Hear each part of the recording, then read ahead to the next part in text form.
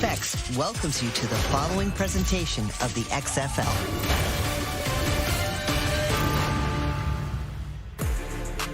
We welcome you to Week 4 here in the XFL. We get this party started here in downtown Orlando inside Camping World Stadium. Houston Roughnecks come to town with a perfect 3-0 record, one of two undefeated teams here in the XFL, taking on the Orlando Guardians, looking for their first win. Head coach Terrell Buckley firing up his guys. I wish we could find out what he's saying. Oh, wait, this is the XFL. Of course we can figure out what he's saying. Take a listen, XFL All Access. Got to get some better music out here, man. God almighty. Jeez.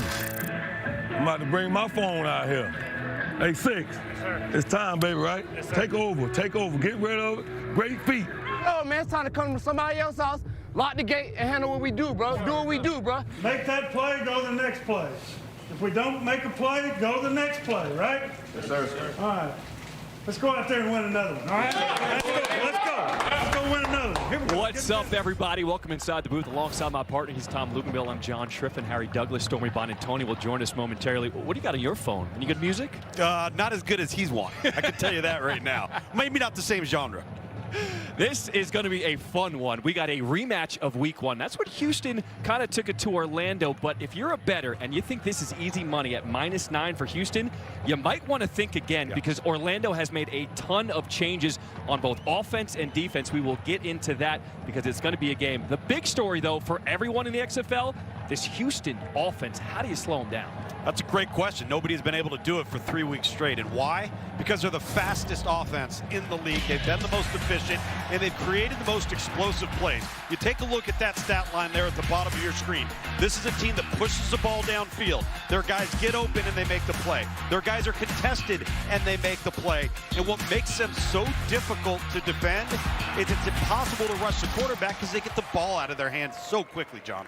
All right, let's welcome in Stormy Bonantoni with Houston quarterback Brandon Silvers. Thanks, John. This offense has gotten off to such a hot start these first few weeks, including that big Week 1 performance against Orlando. How do you replicate that success tonight? Yeah, it's the first game we get the ball first, so we're about to get the kickoff, and like I always say, going to take what the defense gives me. Listen, this team is so different from what you saw Week 1 because you didn't even have any tape. This time around, as you've analyzed what they've done the last few weeks, what's different? Yeah, they're a little bit different, but they're still going to play the same thing that they did Week 1, and, you know, we're a different team. That was the first time we played together, so we've also got better. We just got to put it together tonight. Thanks, Brandon. Have fun. Thank you. Harry Douglas, this Houston offense has certainly been clicking, but I know Orlando has had a few things that has held them back. Yeah, it's really what players and coaches have been echoing, these self-inflicted wounds from turnovers to penalties to the inability to protect the quarterback when he's in the pocket. But I will tell you this, talking to head coach Terrell Buckley, he said this. He's excited about his revamped offensive line and what those guys are going to be able to do. He also challenged his offensive coaches to get the ball to his playmakers early and often. Tom, what are your thoughts on this Orlando offense? Well, the bottom line, I think, Harry, we overcomplicate football sometimes, right? It's about blocking, it's about tackling, but most importantly, what's the most important thing in football? The ball. Do I have it or do you have it? And coming into this game, Orlando is -5 in turnover margin. They correct that tonight, then we're going to have a heck of a football game. I think we're going to get a good one. Yeah. We're not going to see a rematch of Week 1. It's going to be something completely different. The fans here inside of Camping World Stadium, they are hyped because we got new rules in the XFL. We're all about player safety, but we also want to see more action. So on the kickoffs, the kicker needs to kick the ball inside the 20-yard line, but keep it out of the end zone. If they do that, then the kick returner can return it. Well, if you kick it short of the 20, that means it's going to be a major infraction. Ball's going to come out to the +45. If you kick it in the end zone for a touchback, that's a minor infraction. The ball comes out to the 35-yard line. Houston Roughnecks, undefeated at 3-0. We'll start with the ball first. Jose Borregales will kick things off. Both teams line up 5 yards apart. Once the returner touches the ball, then both teams can go. Dejon Lee is the deep man for Houston as we get set to get Week 4 kicked off here in the XFL.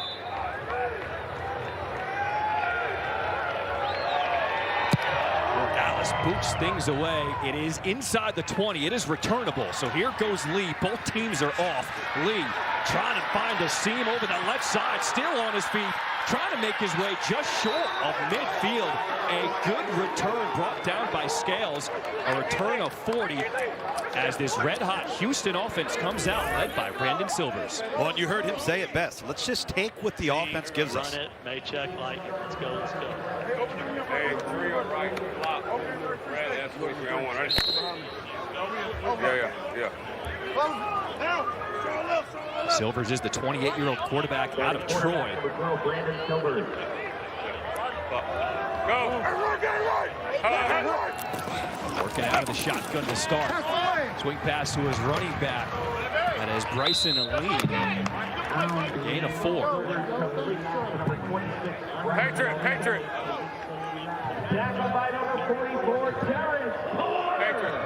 Hey, trips left up, blue, black on, ready? He's got such a calm, soothing It does. Yeah. Here we go.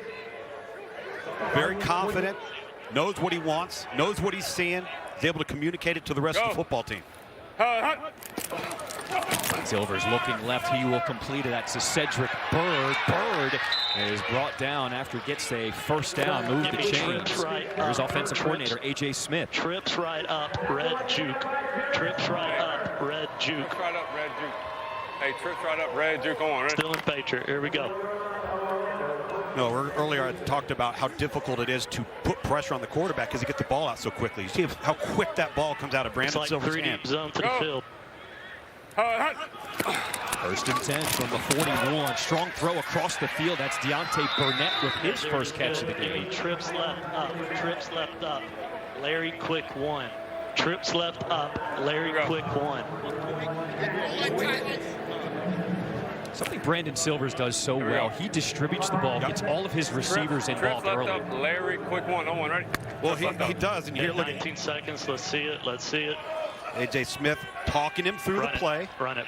Go. Sees the coverage he likes. Second down. There's the quick throw. A high throw over the hands of John Trey Kirkland. Give me go turbo. Blue Y streak. Let's read it. Blue Y streak. Spread right. Here we go. Blue Y streak. Blue Y streak. On 1, ready? First third down of the opening drive of the ball game. It'll be 3rd and 6 coming up for Houston. Give me Y option. Go.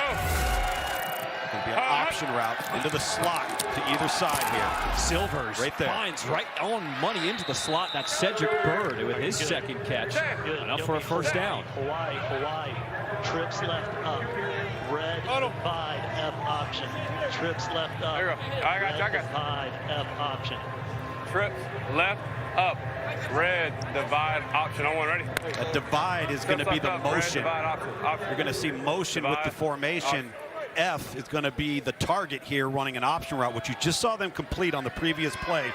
Option is the option to turn inside, turn outside, or settle in the hole. Empty backfield on 1st and 10. We do have a penalty flag as Bird hauls that one in. Let's see what the call is. Flag. DOF 36. Lined up. Thank you. 36. Offside. Defense. Number 36 lined up in the neutral zone. 5-yard penalty. First down. That's Jacoby Jones. Let's bring in Harry. Talk about these wide receivers. They are fast for Houston. Yeah, and every time you hear an option route, whether it's the wide receiver or the F receiver, quarterback Brandon Silvers is picking the matchup, right? Yep. If he sees the DB about 5 to 7 yards off, he's going to that guy every time. Let's see what he does here. Tries to set up the screen. This is to Aline. Aline makes the first guy miss. And he'll be brought down at the 21, a gain of 3. Trips right. Trips left. Brown. Blast pump. Trips left. Brown. Blast pump. Hey, here we go. Trips left. Brown. Blast pump on 1, ready? Notice that we've seen Bryson Aline, the tailback there. You saw him on the screen. There's no Max Borghi tonight. They're starting running backs inactive, nursing an injury. Want to keep him healthy for the rest of the season, so a little thin at running back time. 2nd and 2, empty backfield. The pump fake. Throw over the middle on the money. Complete. Touchdown. Travell Harris, a 21-yard touchdown strike from Brandon Silvers. Going for 2.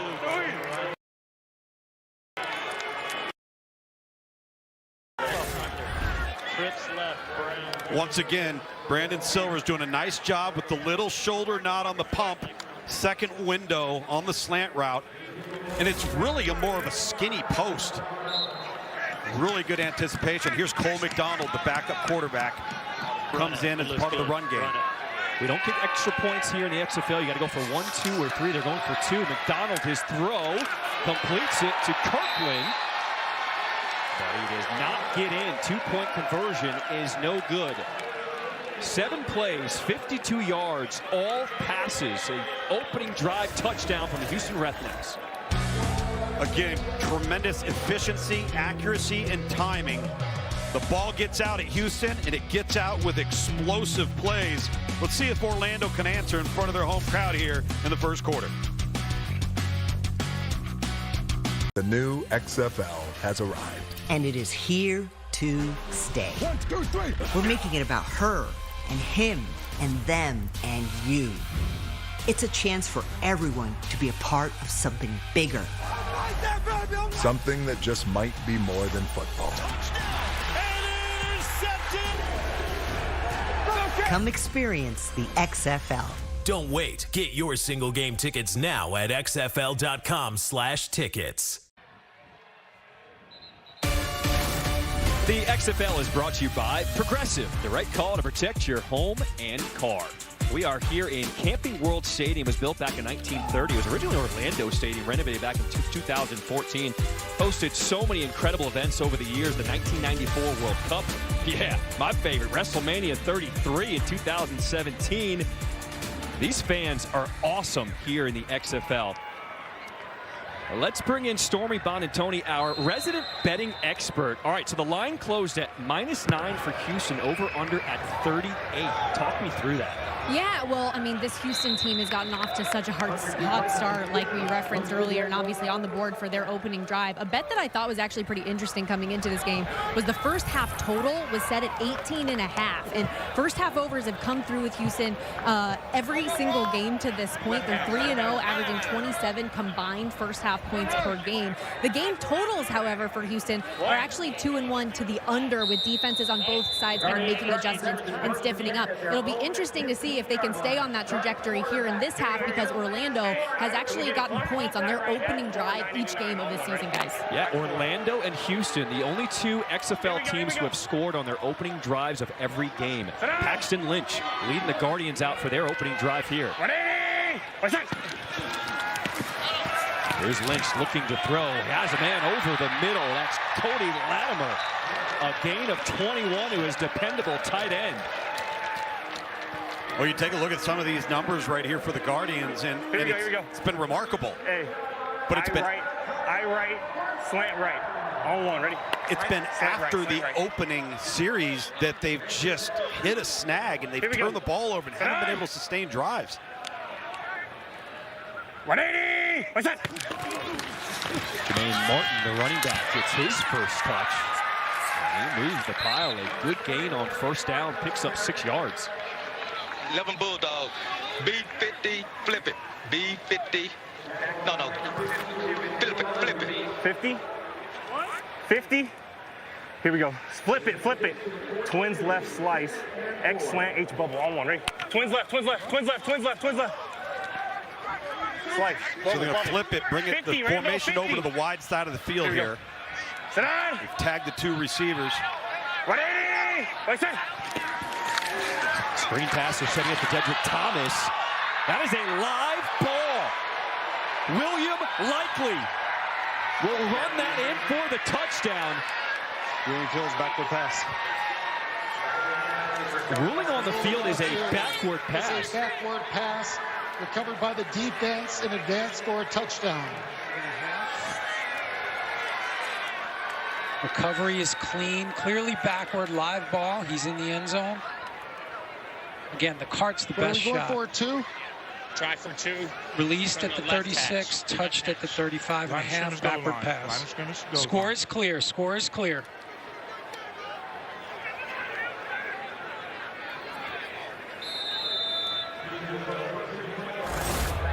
So it is confirmed, a touchdown scored by William Likely on defense. And Houston's going to go for 2 points from the 5-yard line. Yeah, clearly a lateral there and a backwards throw on the swing pass. Terrell Buckley doesn't like it. Yes, that it was a forward pass. He wants to challenge okay, that. Coach, the ruling on the field was a backward pass, and you would like to challenge that it was forward? Yes. Okay. Yes. That's one of the other unique rules here in the XFL. Each team gets one challenge. Orlando is challenging the ruling on the field of a backward pass. Reggie, I'm with you. He's challenging it. Sir Dean. Yeah, I'm with you. We're on the cart. It's clear. The ball was released at the 36. That's right. It was touched. It was touched at the 35.5. It's clearly backward. Point of release to where it was first touched. And we've got Houston recovering it. No issues. So the ruling on the field is confirmed. Orlando loses the challenge and the timeout. Thank you. And this is a fairly easy one for Dean and the crew back in the command center. The ruling on the field is confirmed as a backward pass. Orlando loses their challenge and has been charged with their first timeout. And this is where the assistant coaches, particularly upstairs in the booth, got to communicate to their head coach, hey coach, don't use the challenge here. It's too close. The call was correct, and that should not have been a challenge for Orlando's coaching staff. Dejan Lee in the backfield with Brandon Silvers. Silvers scanning, throws back of the end zone. He's got Kirkland. 2-point conversion is good.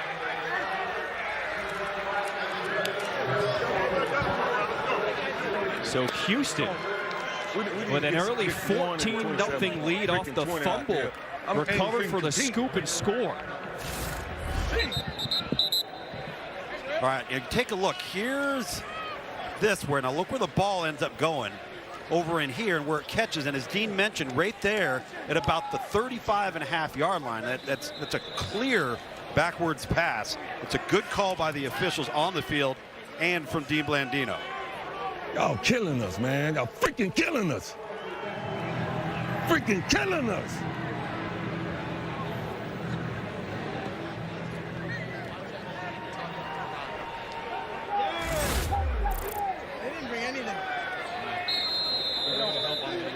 So Houston, one of the hottest teams in the XFL with a good start, 14-0.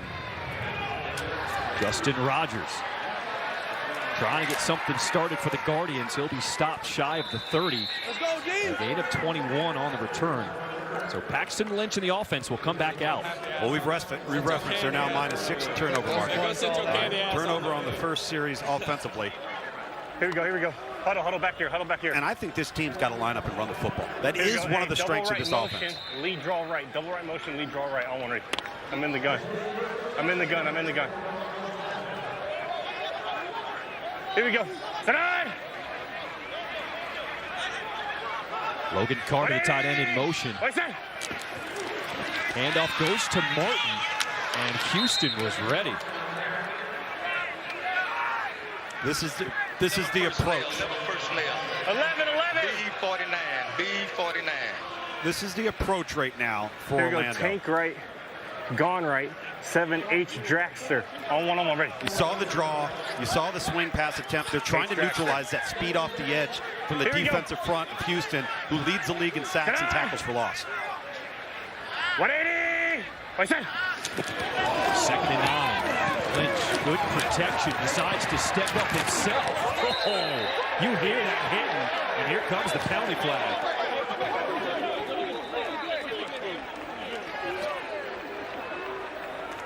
On a hold. I've got 77 on a hold. What do you got? I got 17 with a late hit. Defense. Yeah. All right, so live ball holding by number 77, dead ball UNR by 17. Gotcha. Yeah, 17.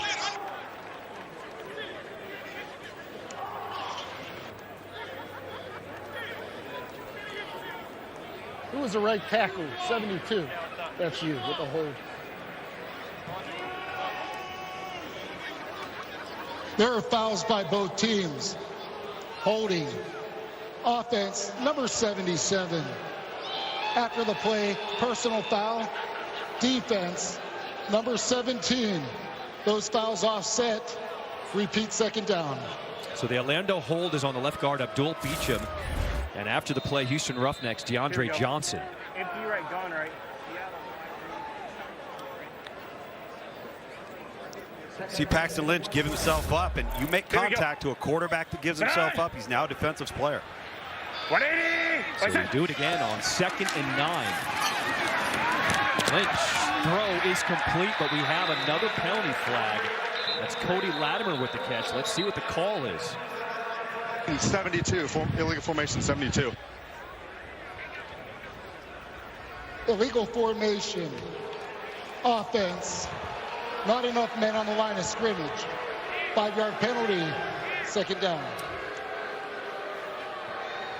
And guys, this is what, head coach Terrell Buckley was talking about, the self-inflicted wounds. You had a turnover, a bad throw by the quarterback, Paxton Lynch. Yep. You had 2 penalties back-to-back.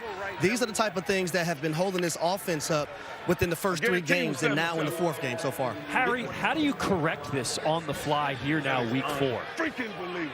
I think it's internal. Guys just got to understand, you want to do the right things. You want to play hard, but you can't make the mistakes. They go on the ground to Martin. No room on that left side.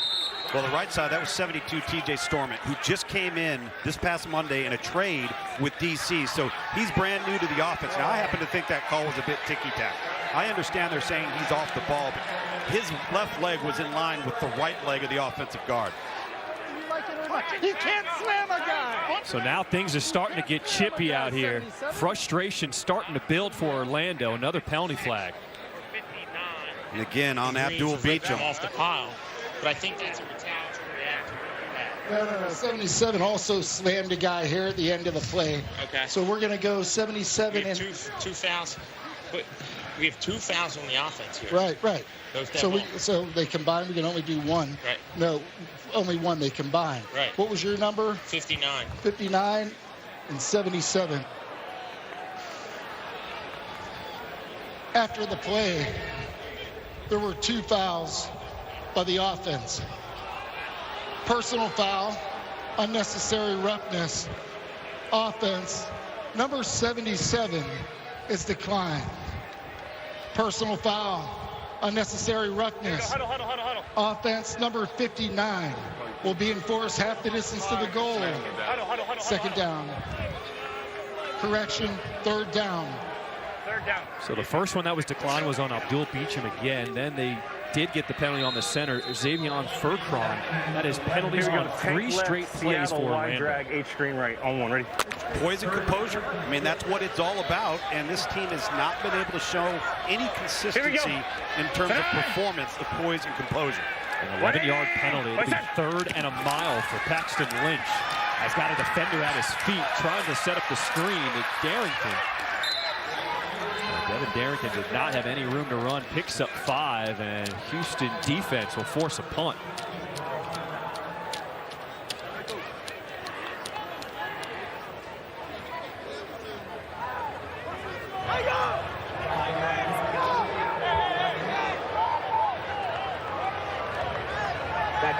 Matt Brown is on to punt things away for the Guardians. William Likely, who had that scoop and score for Houston, is on to return the punt.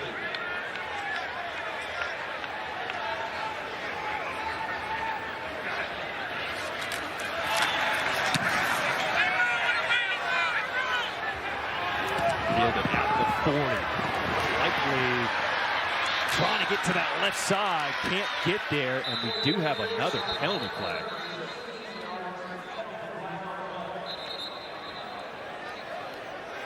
It's going to be a legal block in the back here. Of an IBW.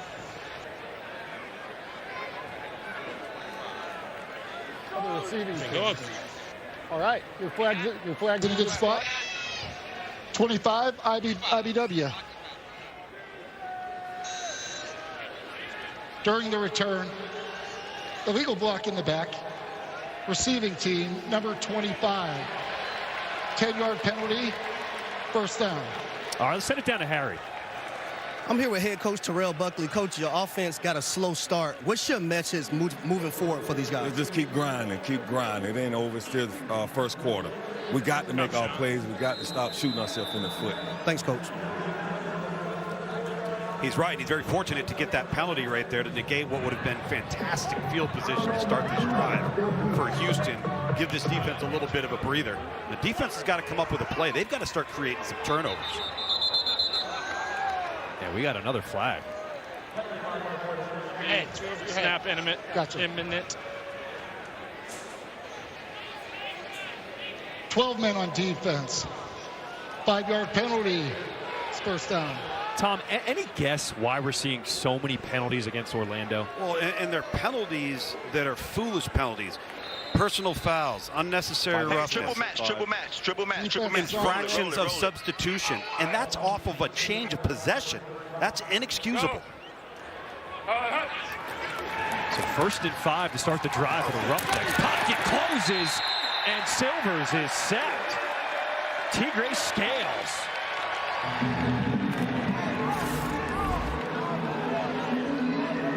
See Orlando right here. They're just sitting and working in zone coverage, and you see Brandon Silvers, the quarterback. When he pumps once and he doesn't get that ball out on time, that opens the front door for Orlando's pass rush. Tony Carter, the defensive coordinator, referenced that in their first game, the 2 interceptions Silvers threw were versus change and zone defense. Silvers on the crossing route, completes that one to Will Harris. Harris will pick up 4, brings up 3rd down. Right, purple. Spread right, purple. Let's go, purple. Spread right, purple. Spread right, purple. Blizzard, one hole. Blizzard, one hole. Blizzard, one hole. You hear that term purple, it's going to be a freeze count.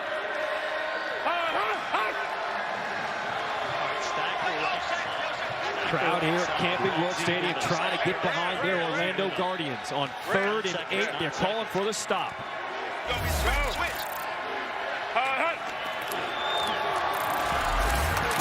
Silvers completes, and they got the favorable spot. Deontay Burnett just does have enough for the first down. Here we go. Shaquille Wiggins was right there on the tackle. Roadrunner, watch the ball. Watch the ball. Line up, get lined up. Tony Carter, the defensive coordinator, he's not aware they've got the first down here.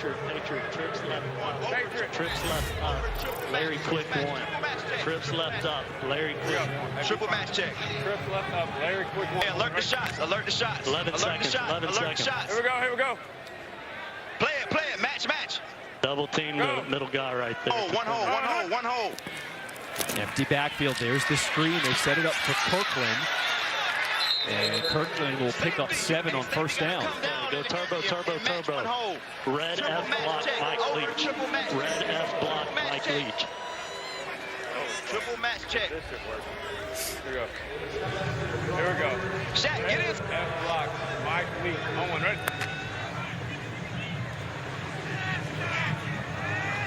They call it, let him go first. Read it, John Trey. Go. 2nd and 3 for Houston. Silvers, they're going to look for a double pass. Downfield, wide open. Deontay Burnett, touchdown Houston. A 49-yard touchdown strike. A.J. Smith, offensive coordinator, he is hyped right now.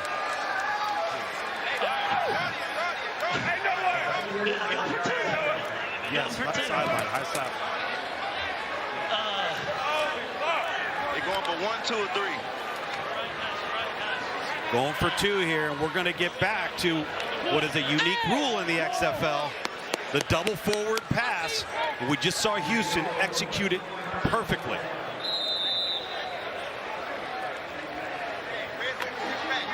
See the rule right there.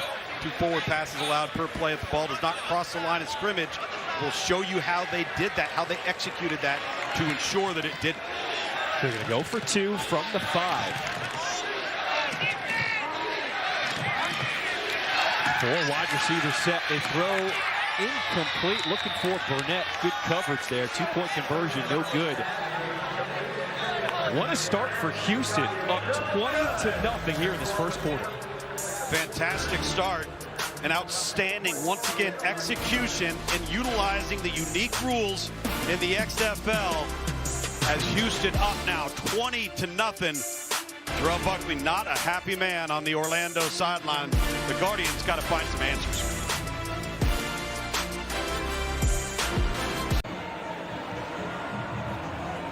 Houston Roughnecks showing you why they are one of the best teams in the XFL. 20-0 start. That is the most points by any team in a quarter so far this XFL season. Tom, show us how they did that double pass. Really good looking play right here. So they're going to block everything up here. They're going to release it back and block everything up there. And then here's Kirkland. All right, he's going to come and he's going to run an under route, but he's going to work his way back here so he's behind the line of scrimmage. Target's going to be here. He's going to stutter and he's going to go. And this is executed perfectly with the double pass rule here in the XFL. See Kirkland work his way back behind the line of scrimmage, and off we go.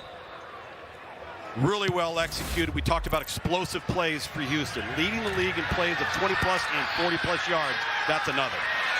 Justin Rogers on the return, doesn't even make it back to the 20. Let's send it down to Stormy with the receiver with the hot arm. John Trey, we had the little creativity there with the double pass, and who better than the high school quarterback? But everybody over here is talking about the ball fluttering. You're going to put up with this? Hey, it was a wobbler. I can say that. It was a wobbler, but they're not going to say it was a wobbler in the newspaper. It was a touchdown pass. How much fun is it that you have an offensive coordinator that lets you air it out like that? Oh, it was fun. That play called Mike Leach. Love that. Mike Leach. And by the way, fellas, that over 18.5 for the first half. It's over. We got there. Stormy making people money. Oh, monster hit. Eli Rogers upended. But he shows how he held on to the ball. Picked up 19. That was A.J. Hendy with the stop. John Trey Kirkman, the high school quarterback. Hey, I right fly. What? I right fly, act 4 switch, Z choice, on one, ready? Was a return man, was a receiver, was also a quarterback. Started the game for LSU in a bowl game, so he's been back there before. A.J. Smith doing a great job utilizing his skill set as the offensive coordinator at Houston. Paxton Lynch is now under center. Play action. They'll dump it off to his running back. Good run after the catch for Dedrick Thomas, and he has a first down. Personnel, 11 personnel. B56, B56. B56, it's 11 Bulldogs. Hey, bunch left, gone right, China, X rub, on one, ready? Hear that term rub. If you were on defense, you'd call that a pick. But see, as an offensive guy, rubs are legal, picks are illegal. 180! First and 10. Lynch. Thomas. Incomplete. That was the rub. The X came inside, kind of rubbed off the defender with the hope of breaking the back loose. All right, what's the difference between a rub and a pick? How do you get away with it? Here we go. Hey, double right motion, lead draw right. Double right get motion, away lead with draw it, right. On one, ready? the receiver has to show his numbers to the quarterback. So it looks like he's expecting a pass. He can rub elbows, he can rub shoulders, but if you run into it like you're blocking him, you're going to get called for a pick. Come on, in the backfield. Here we go. 180! Second down handoff is Jermaine Mark. Nice spin move. Brought down at his ankles, picks up 8. Long day, 5-2. There's Emmanuel Ellerby there on the stop. Twins right, scat right, 525. I'm sorry, twins right, scat right, Y option 5. Here you go, twins right, scat right, Y option 5. On one, ready. Now, I think Orlando's got 2 plays here. Given the circumstance, we've heard the Y option. All right, so your tight end's going to have an option to the top of the screen right here. Should be in there. 3rd and 2. And he's got it. Pressured. And he won't get away. C.J. Brewer and Drum Mason double teaming on the sack. Loss of 6. I just don't know what took Paxton Lynch over to the left. And then he holds on to the ball too long, and he has the Y option right to his right there. Hit it. And he's got a touchdown. Now it takes you out of that potential 4-down opportunity. Terrell Buckley once again not happy with this offense and their lack of ability to be consistent and move the football.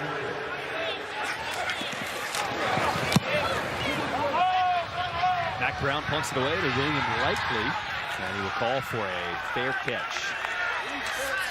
Episode 4 of the XFL docuseries Player 54 airs Thursday at 5 p.m. Eastern on ESPN2 and will also be available on ESPN Plus. Directed by Peter Berg, this 9-part docuseries chronicles the creation of the XFL under new ownership and provides an all-access look at all 8 teams.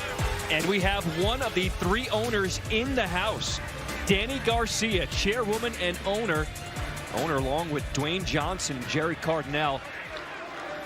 She has been at so many games here now in week 4. It is great to see the owners involved, very active. Here we go. Trips right, black, blast. Owen, ready? Black.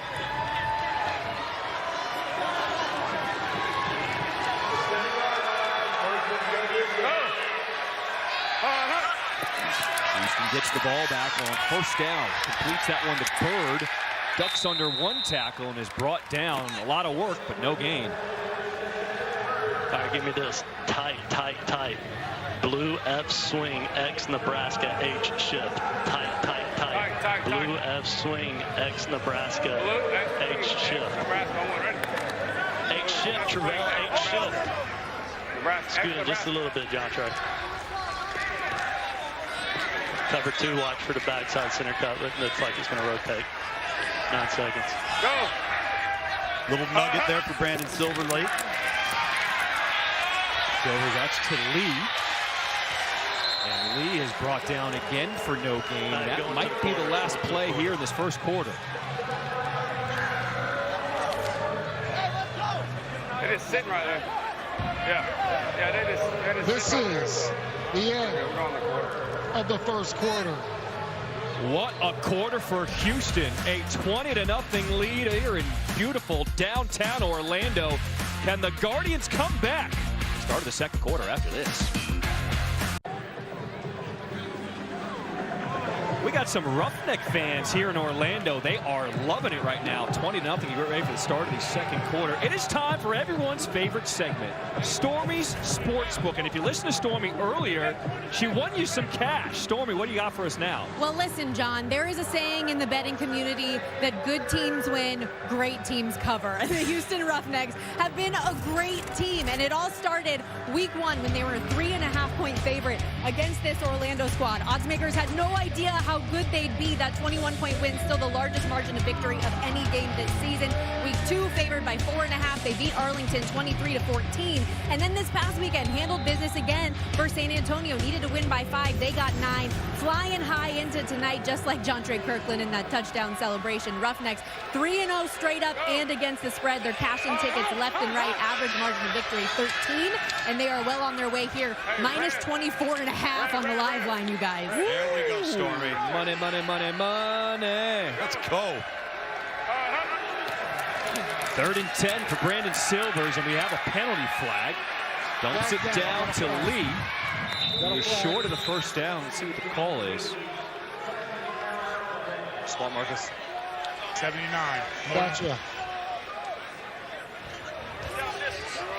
Illegal formation offense. Not enough men on the line of scrimmage. Half the distance to the goal. It's 3rd down. Wait a minute. Whoa. What? To the lifeline. Has been declined. Easy. 23.5, which means Houston has to win by 24 points or more. They're already up 20-0 here in the second quarter.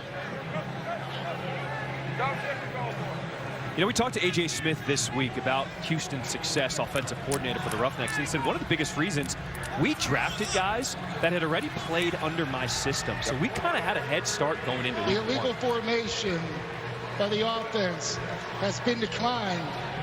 4th down. I don't like this call. This is twice we've seen this call in this game. Called on an offensive tackle. Once for Orlando, now for Houston. That offensive tackle is clearly on the line of scrimmage. I'm not understanding what the officials are seeing right there. But you're right. As far as the personnel, how this thing was built, there's 7 players on this defense that played for Brian Porter, the defensive coordinator, somewhere in college. So a lot of familiarity with the skill set that these players bring. Grace Porter pumps that one away. Justin Rogers Fields dancing around, and he's going to be stopped. Harry, what does Orlando do to change things up? Well, they have decided to make a quarterback change. It will be quarterback DeAndre Francois coming in right now. Paxton Lynch will not be in the game at the moment. And I understand why the change is being made. You had that last third down for this team. The wide option was wide open. He tried to go backside. You had the missed throw that led to a touchdown. So now Orlando's trying to get some momentum. Yeah, I like it, Harry. I think it's a good move. They need a spark. That last play was on the quarterback. They clearly would have had a first down. Let's see what DeAndre Francois can bring to the game. Can Francois be the spark? Quarterback keeper. He does get to the corner, and on first down, gets a good pickup. I love that play call, too, because now it's put Houston defensively on notice that you're going to have to contend with quarterback run. Attempt to run the football here. I just like the message that sends. Forces Houston to have to play 11 on 11 instead of 11 on 10. Many people know the name DeAndre Francois from his time at Florida State. There he is handing off to Darrington. And for Francois, this opportunity means a lot for him. He is a local kid from Orlando. He wants to represent his city. Flank left, belly right. Flank left, belly right. Flank left, belly right. Wig lock. Sandwell wig lock.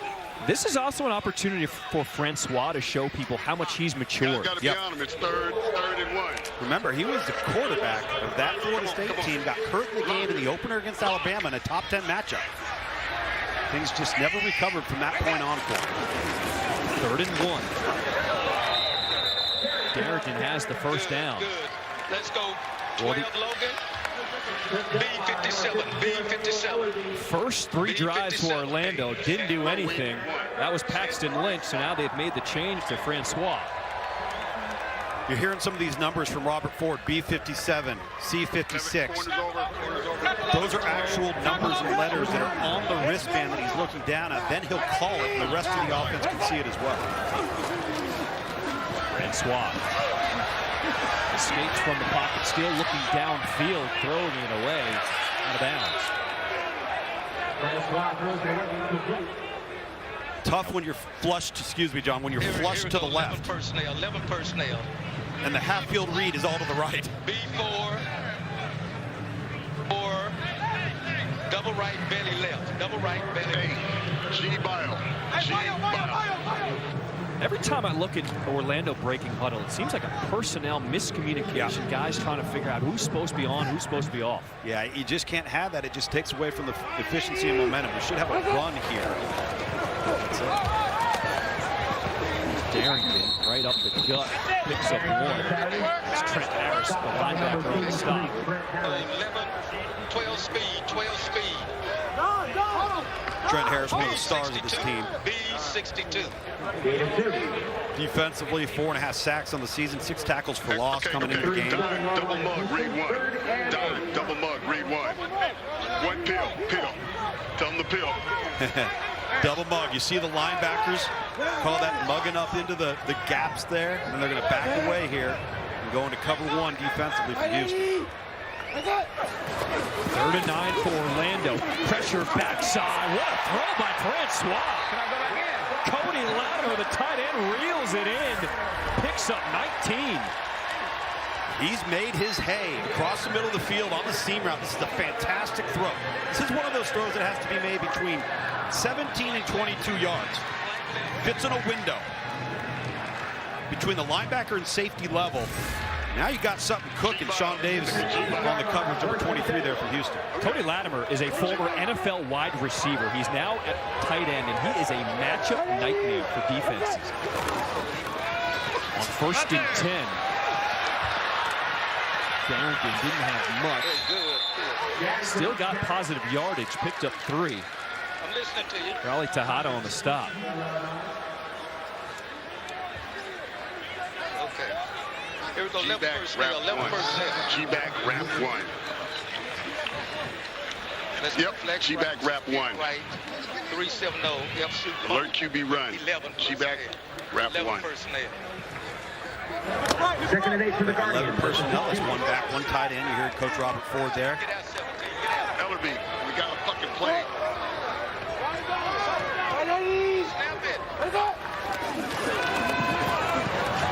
Francois just gets rid of that one as he is taken down to the turf.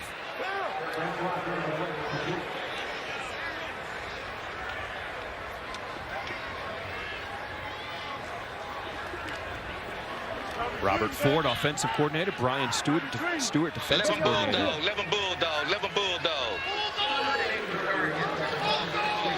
Empty right, gone right, double smash, wide read. Dime, spinner. Empty right, gone right, in the game. smash, wide read. And hurry, hurry. Quarterback can run. Hurry, you got 8 Quarterback can run. Quarterback can run. 6 seconds. Quarterback can run. Orlando's a perfect 2 for 2 on third downs this drive. Francois looking end zone. Incomplete. Les Moore was double covered in the end zone.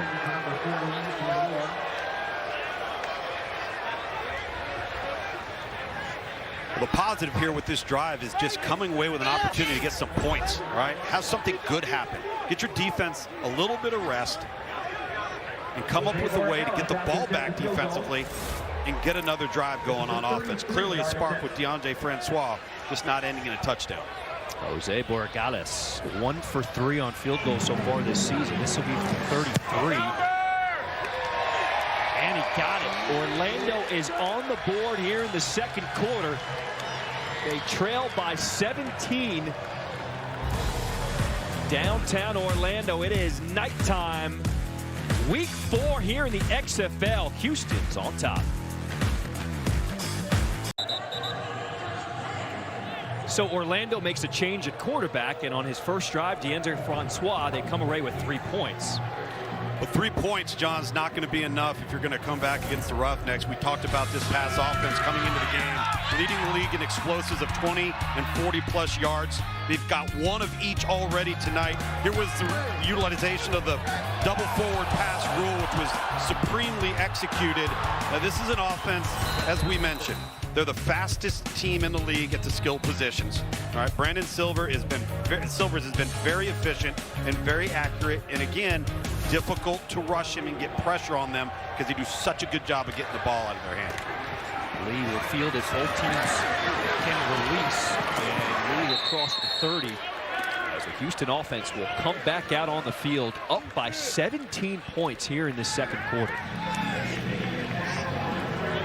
Houston, amazingly, has done all this without even running the ball once tonight. Well, and John, it's odd to me because I've watched Orlando and how they've aligned, and they've aligned oftentimes with 7 guys in the box with really no threat of stopping the run. So that's why Brandon Silvers in this offense have been dinking and dunking and taking what they give them. Go. First and 10, empty backfield. Orlando rushes 4. And that throw was behind the intended receiver, Garrett Owens, the tight end. Give me turbo. Give me low check swing, Y shallow. Low check swing, Y shallow. Okay, so you've seen Orlando stacking the box. What's the adjustment here now? Well, the adjustment is to maybe remove a guy from the box and put him in coverage so you make coverage a little bit more difficult to decipher. It may rotate the cover too. For Brandon Silvers, so you're going to have a check swing. The back's going to check, and he's going to swing with the Y shallow underneath, but they're going deep. Going deep, just off the fingertips of Justin Smith. He had his man beat. It was over Ty Smith, the new cornerback for Orlando. This is a really well-thrown football, just over the outstretched fingertips. And Justin Smith's the guy that A.J. Smith raved about, said he's got to get him more involved and expected to get him more involved tonight. Gosh, that's why they call this thing a game of inches.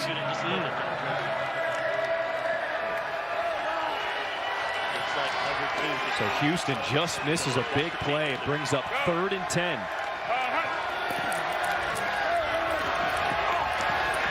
Silvers, the dump down. And Aline is stopped short. Terrence Plummer there, good tackle, a gain of 4. So now right there, they had fewer men in the box, more people in coverage, and forced the check down. If you're Orlando on defense, you'll take check downs all day long. You come up and make the tackle, but don't give up the downfield explosive throws that we've seen tonight. Look at that. We got a little life on the sideline now for Orlando after making that stop. What do we say? You came away with points. That's a positive, even though it wasn't a touchdown. Now you need your defense to make a stop, and they do. Porter with the punt. Rodgers will field from the 16. Straight up the middle. Ooh, brought down hard at the 30. Back-to-back 3-and-out stops for the defense. We do have another penalty. I used to home for 47. I got him lower this helmet. Good job, fellas. Good job. Good job. Hey, good job. Good job. Yeah. All right. All right. We're gonna. All right. All right, that's fine. There is no foul for a late hit for unnecessary roughness. 1st and 10.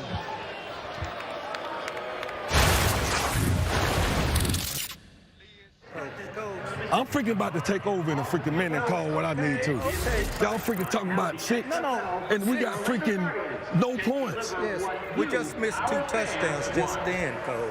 And we don't have, who we just get points with? That's the only thing I know. Tom, what do you make of that? That is a disagreement amongst 2 coaches, and one of them is the law of the land. Paxton Lynch is back in, and Paxton Lynch is taking a seat. The rolling on the field is the quarterback's forward progress will stop at 2nd down. Emmanuel Ellerby and Trent Harris there on the sack. The pressure coming right up to C-gap. Trent Harris not only splits the guard and the tackle, but just takes care of the back. And again, Paxton Lynch doesn't get rid of the football. And I have a question. The player that you just subbed Paxton Lynch for led you down and got you points. Why is Paxton Lynch in the game? Well, that's what head coach Terrell Buckley was asking his offensive coordinator.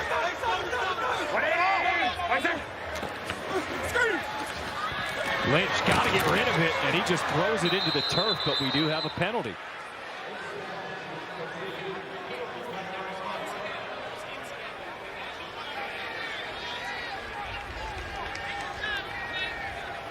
There is no foul for intentional grounding as there was a receiver in the vicinity.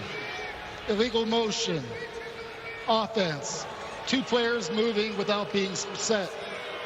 5-yard penalty. 3rd down. 2nd down.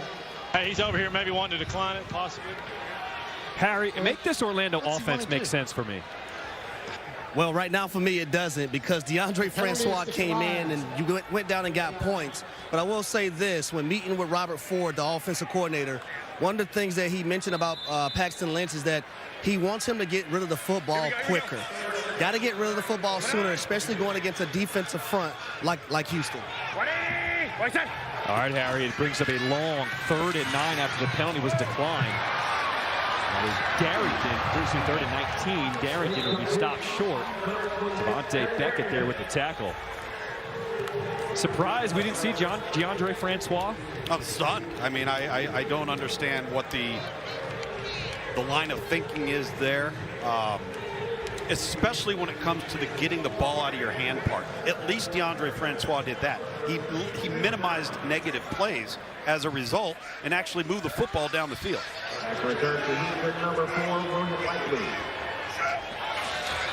Another punt by Matt Brown.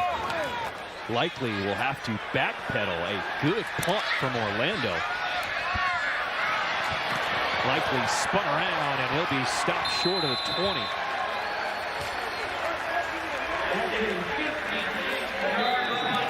Paxton Lynch taking a look at what happened on that last drive. Houston up by 17 here in the 2nd quarter. The new XFL has arrived. And it is here to stay. 1, 2, 3. We're making it about her and him and them and you. It's a chance for everyone to be a part of something bigger. Something that just might be more than football. Come experience the XFL. Don't wait. Get your single game tickets now at xfl.com/tickets. 23 Houston, as we welcome you back here to Orlando. And before the break, we were talking all about how surprising it was to see Paxton Lynch continue to run this Orlando offense when DeAndre Francois was having success moving the football. We thought we were surprised, Tom and John. Well, we were equally as surprised when Brian Stewart, the defensive coordinator for the Roughnecks, was on the sideline talking to his guys all about how to adjust to the quarterback run game. That's all they were looking at on the tablet down here. That is a really good point you brought up there, Stormy. When Houston thinks they're bringing in Francois and then Orlando brings in someone else, that is certainly a head-scratcher. Look how many green jerseys are in the box right now. They're near the line of scrimmage. They rush 4. Silvers. Throw is complete to Nick Holley. And Holley will pick up 13 for the first down as Washington another tackle. Swing, Z slide. Trips right, rock check, swing, Z slide. Rock check, swing, Z slide. See, hey, rock check, swing, on one right. AJ Smith knows that when he's got man coverage, it's like taking candy from a baby. He's just going to play pitch and catch, throw to the open guy. Off. So read it here. Read it. Go. Silvers all kinds of time. Goes right back to Holley. And Holley, a nice run after the catch. He's got another first down. Let's go. Spread right. Spread right. Spread right. And let's go blue, Z14, Z14. Red check, Z14. Hey, red check. 14, on one, ready? Tom, in the open, we talked about how Orlando made some changes on defense. They had their top cornerback come back, C.J. Holmes. Ty Smith, another cornerback, came back. It's not seeming to make a difference right now on defense for Orlando. It hasn't so far yet. Another quick throw back. This is Justin Smith. Hard hitting out there. Picks up 7. Hard hitting, but 2 initial missed tackles on previous plays. They throw it underneath. Orlando, you have to be able to tackle. You see this right here. They're going to work the outside right there. Make that tackle.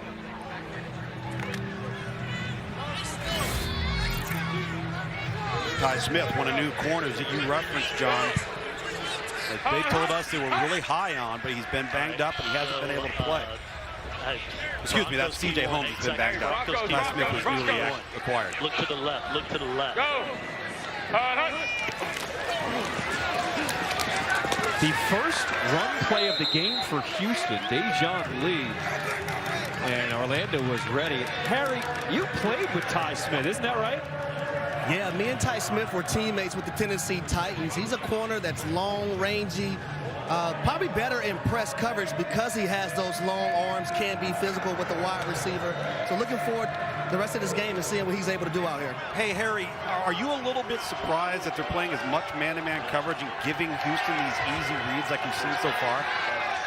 Yeah, I am, because the wide receivers for Houston, a lot of these guys are like between 5'8", 5'9", and not many of them weigh over 185 pounds, so they're quick and they're shifty. It's the times, though, where you got to make a decision. Do you want Brandon Silvers to pick you apart, or do you want to try to get some pressure? Something has to give. Right now, nothing is working for Orlando. Well, Orlando got lucky there because Kirkland dropped a touchdown pass. That would have been wide open. You could have walked into the end zone. And not an ideal throw from Brandon Silvers. He knows it. You can tell by his body language, but certainly a ball that Jontre Kirkland is not only capable of catching, but has made catches just like that before throughout the first 3 weeks of this season. 3 straight punts for Houston now on offense. As Rodgers eludes the first tackle, has some blockers, and a good return. Knocked out just shy of the 30. We got some flags coming in at the end of that one. More pushing and shoving.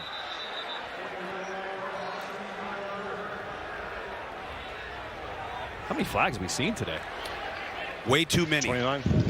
Especially if you're wearing green, because a lot of them have been Let's make sure they're separated. lack of composure type of penalties. Are they separated? We're good. Choice penalties. Dean is 29, correct? What do you have? They hit a 9. Yeah, unnecessary. Good call. 9 of the kicking team. Number 9, is that what we got? Receiving team. So we're going to go back 15 from the dead ball spot. Number 9. All right. 15, number 9. 29. We are at the 15 29. dead ball spot. We're at the 29. After the play, personal foul, unnecessary roughness, receiving team number 9. 15-yard penalty from the dead ball spot. First down. So that'll be against Orlando again. That's Gerald Willis. Again, some of these penalties, you know, it's one thing when you're having a hustle penalty, a penalty in the act of playing hard, getting to the football. And okay, yeah, you screwed it up. Draw right. Double right motion, lead draw right. On, ready. But these are focus penalties. These are decision penalties that you just cannot have if you're going to be a successful football team. Paxton Lynch back in at quarterback for Orlando. Quick throw sets up the screen. There's receiver Lance Lenore. You know, shout out these fans in Orlando because they have stuck by their home team. They have. It's been tough at times, tons of penalties, but they are still here trying to support the Guardians. A good crowd on hand here at Camping World Stadium. And we love fans here in the XFL. They love their teams. If you have not been to an XFL game, you got to come on out. Make the drive. Get on a plane. This is good football. Martin straight ahead. The first down picks up 4. If I was Orlando on offense, the moment I get a first down, I'm going up tempo. I'm getting to the line of scrimmage, I'm making a call, and I'm snapping the play. We have hit the 2-minute warning. Orlando has a chance to cut into this lead before the half, down 17. We'll be back here to Orlando after this. The XFL gets you closer to football than ever before. Both guys, aloha. XFL on 1, right? Anything could happen. They converted on 4th and 15. The XFL continues with Week 4 tomorrow on ESPN2. We are here in downtown Orlando. I always love coming to Orlando. Got in some golf at Magnolia, the Disney World course this morning. It was so much fun. Game Summer tonight. Houston, 20 points in the first quarter. That is the most in the XFL so far this season. Orlando, the first time this season they did not score on their opening drive. Got to give a lot of credit to the Orlando defense keeping them in this game. That's exactly what they're doing, and they've been on the field an awful lot, but they've also been able to get off the field, and now the offense needs to pay them back. 2 minutes to play here in this first half. Lynch looking downfield. He's got his dependable tight end, Cody Latimer. I mean, you can just find him every time. He is going to catch it. Yeah, he works the zone really, really well. Gone right. Gone right. Gone right. Here we go. Here we go. Here we go. Hey, Gabby, son. Lynch pressured from the backside, and they get him. Tim Ward brought him down from behind. Here we go. Big 89, all 6'6" of him. You see him standing up, dips the shoulder. And just a really good, first and foremost, jump off of the football. He beat the left tackle, Brett Boyko, who's just in his second week on the offensive line for Orlando. 2nd and 14, slinging it. Charleston Rambo stretches forward. That ball came out. It's a fumble. Houston has recovered it. Sean Davis comes away with it for the Roughnecks.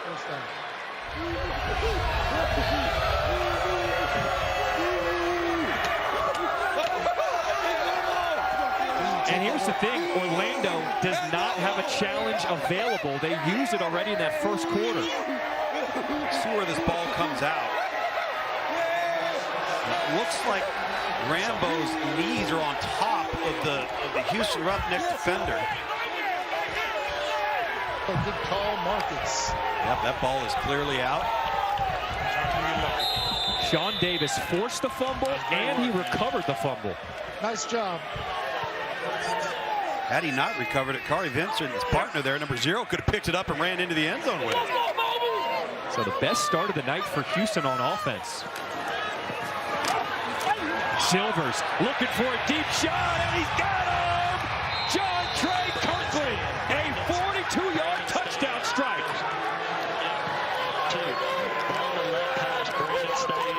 Give me red XTD, but let's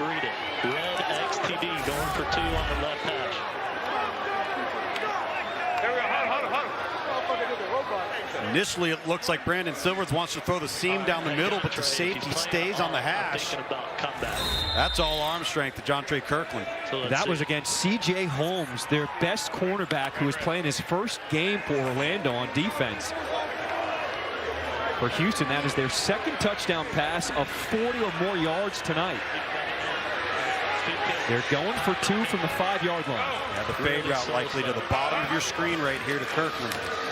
Looking Kirkland all the way, and here comes the flag. A lot of contact. That was C.J. Holmes in coverage.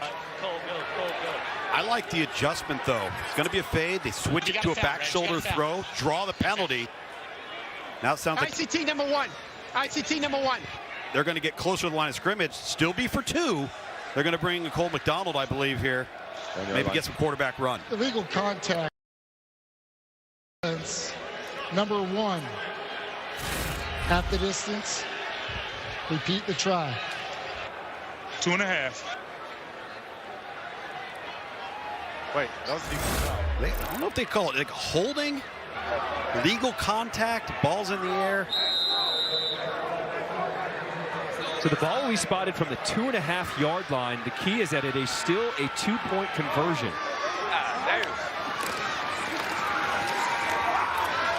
Pass to the back of the end zone. Incomplete. Burnett did not get his foot down.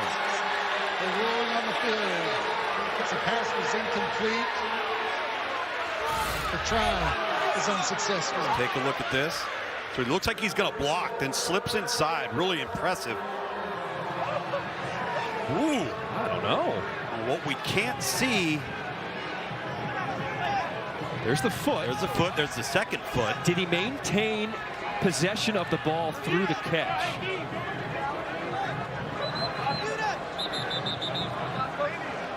This may be a better look. Can we bring in Dean Blandino in the command center? Dean, what do you see?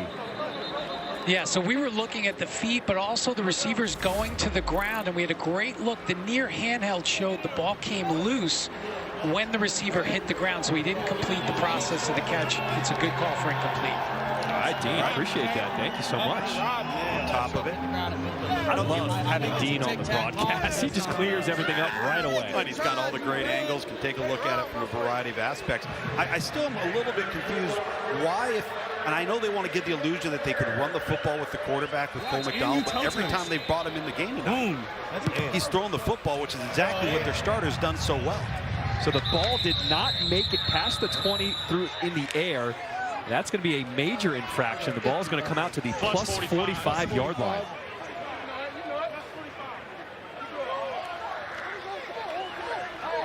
Legal kick. Kicking team. Ball will be placed at the 45-yard line. First down. Wow. Well, let's bring in Stormy, who's got John Trey Kirkland. Big night for him. Well, real quickly, we have a reaction to that kick.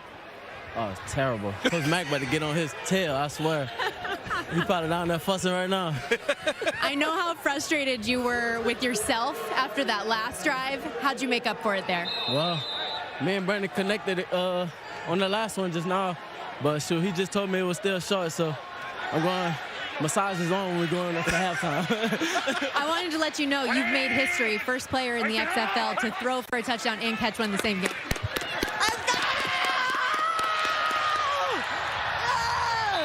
Have fun. That's great. I love it. I love it. Wait, Stormy.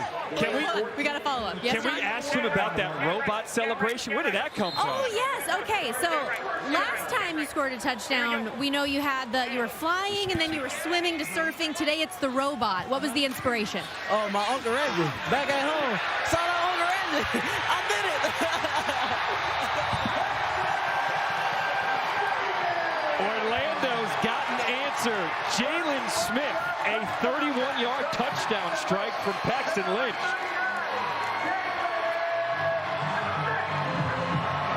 One of Harry's Louisville Cardinals getting loose. He just wins this one-on-one matchup and runs right by the defender, and Sean Davis, a 6 foot, 190-pound safety against a 227-pound tight end H-back in a 1-3 thrown football by Paxton Lynch. And that is why that's the most damaging penalty in the XFL. When you don't make that line to kick, plus 45 is where you start that series. How about the confidence in Paxton Lynch to leave him in there? He threw a strike. He did throw a strike. He's given them reason now to keep him in the game. Orlando is 0 for 5 on conversion so far this season. They're going to go for 1 because of that from the 2-yard line. How about this formation?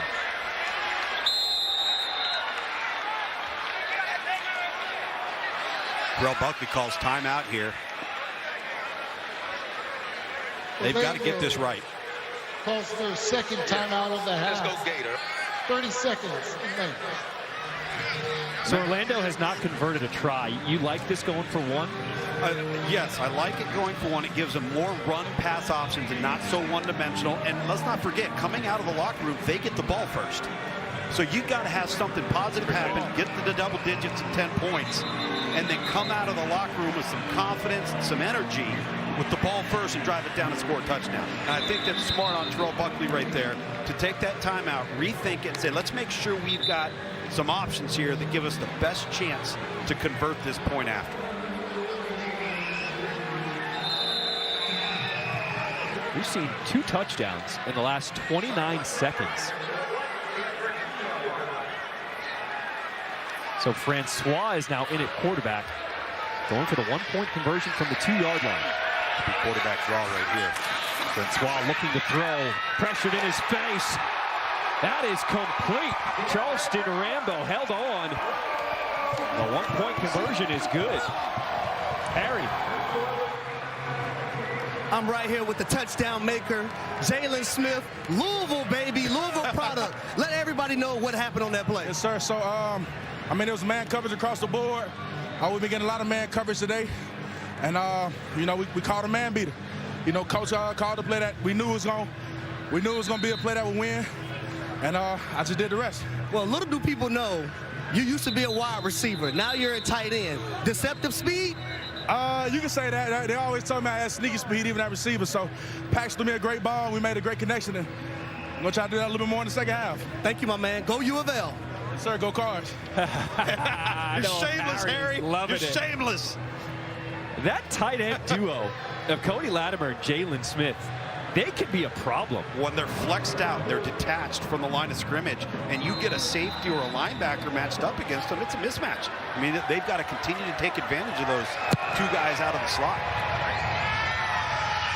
Borgalis, the kick is away. Lee returns it. He is spun down. One down at the 29, a 20-yard kick return. 33 seconds to work with. Houston has all 3 timeouts.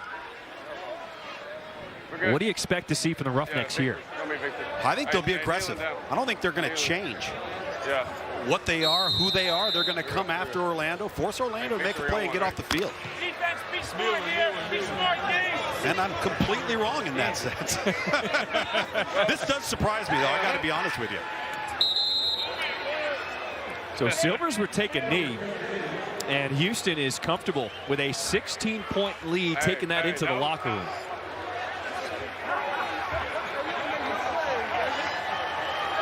Wade Phillips happy with his team's performance in that first half. But you got to be excited if you're an Orlando fan. 10 points here in that first half. Yeah, there's a fan who's hyped up. Something to celebrate going into the locker room. Send it down to Stormy. Coach, your defense was suffocating the majority of that half up until the last minute. What changed? Well, nothing changed. I mean, they made one big play at the end, but we played really well. So we just got to keep playing. How impressed have you been with your offense and scoring in different ways? Yeah, we got a lot of versatile players that, you know, how about the double pass? First one ever, I think, and it's pretty neat. Yeah, John Trey Kirkland special. Thanks, Coach. Yeah, you bet.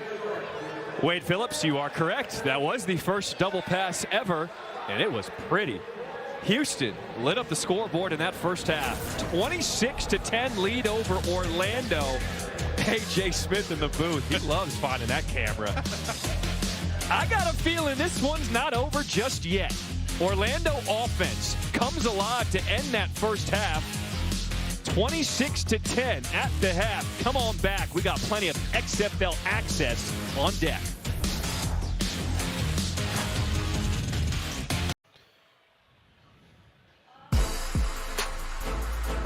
Got a nice aerial view of Epcot, part of Disney World here in Orlando. Houston Roughnecks at the half with a 26-10 lead. Part of the reason why we love the XFL so much, all of the access. Take a look, take a listen to that first half.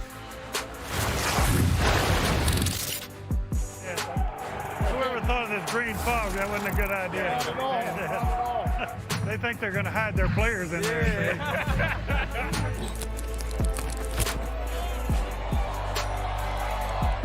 Easy. So easy. Listen. Okay, we got to make freaking changes, man. Y'all, we'll go back with 6. Yes, we're going to do that. That is absolutely correct. But we're going to go back with 6. We'll go back with 6. And if freaking we don't move the freaking ball, we're going to change some things.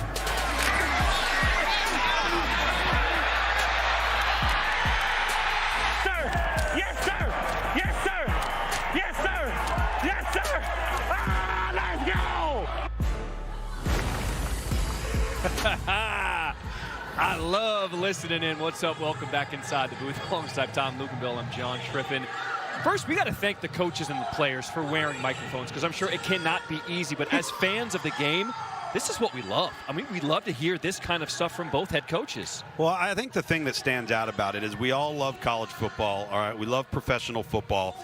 But you never hear what's taking place, play in and play out, on the bench discussions, player emotions, and then having some audio to go along with those emotions. I mean, look at Jontre Kirkland as Stormy interviewed him and informed him that he's the first ever player to throw and catch a touchdown in the XFL. And you look at his reaction, and just genuine joy from Jontre Kirkland, and that's what makes this thing so fun, because you're pulling back the curtain a little bit, getting a little bit more insight into what's really going on down there. Yeah, we learned. And let's take a look at some of the first half stats brought to you by Progressive.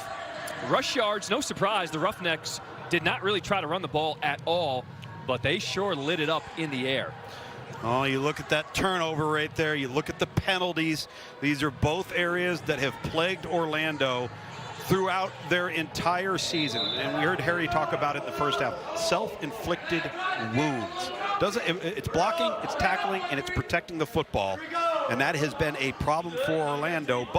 But at least Orlando's guys rallied, and Orlando's guys seem to be ready to play some football. Let's see what happens in the third quarter. Got to give them a lot of credit. We're taking a live look inside Orlando's locker room as they regroup here at the half. The Houston Roughnecks with a 26-10 lead. We'll be back to Orlando after this.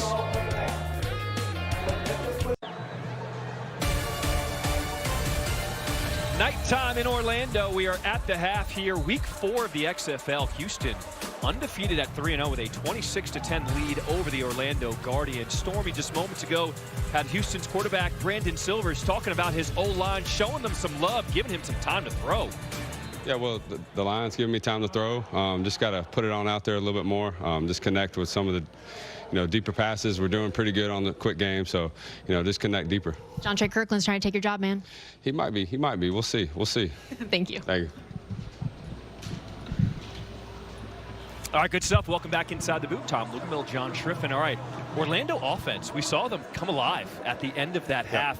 What do they have to do more of to start this third quarter? Well, now that they've gotten themselves back in it, I think they need to get back to a little bit more balance. Not saying they just got to line up and run the football, but not be afraid to run the football. I understand in the first half you get behind and you're like, oh boy, we're going to press. We've got to get the ball downfield and score some points. I think that they can play both sides. Run, pass, be smart, get ahead of the chains so that they have small third and manageable. All right, let's send it over to Harry, who's got Orlando head coach Terrell Buckley.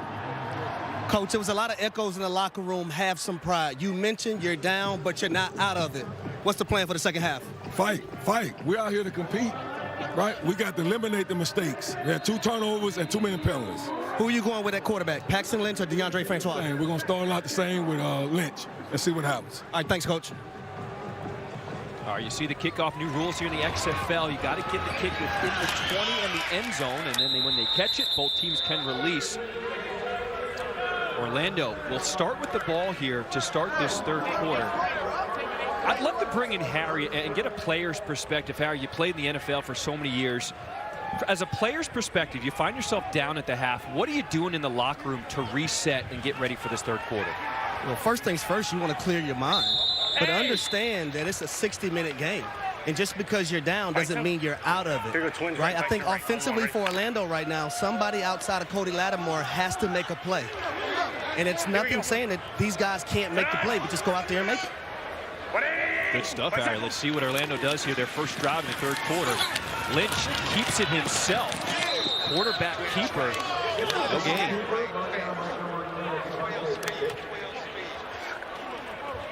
See the numbers for Lynch. 10 of 12, 138 yards, has a touchdown. Really, he doesn't have an interception, but he does have the backwards throw that led to the touchdown for Houston on defense. Credited with a fumble. Yes.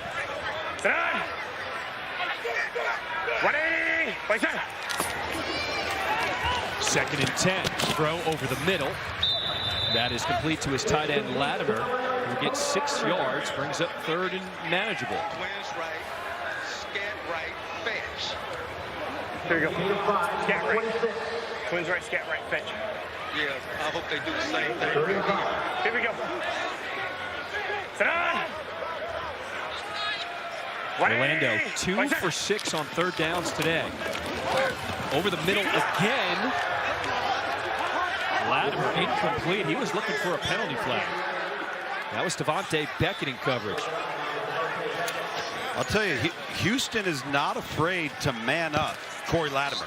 Now, he's made some plays in zone. Quick off the field. But, boy, number 11, Devontae Beckett, out of Marshall. They're not afraid to line him up, match him up. Yep. See Brian Stewart right there. Talking to him about leveraging the receiver and the target. Orlando's third 3 and out tonight as Mac Brown is on to punt. William Likely is deep. Had to get that one away fast. Likely will let it bounce and will check up and go out of bounds. Well, we talked about this explosive Houston offense coming into the game. And in that first half, look at those numbers.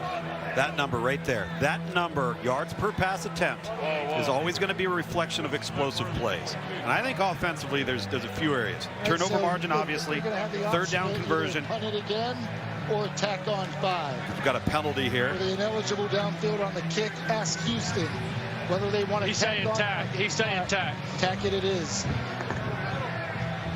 Ineligible member of the kicking team downfield on the punt. Kicking team number 29.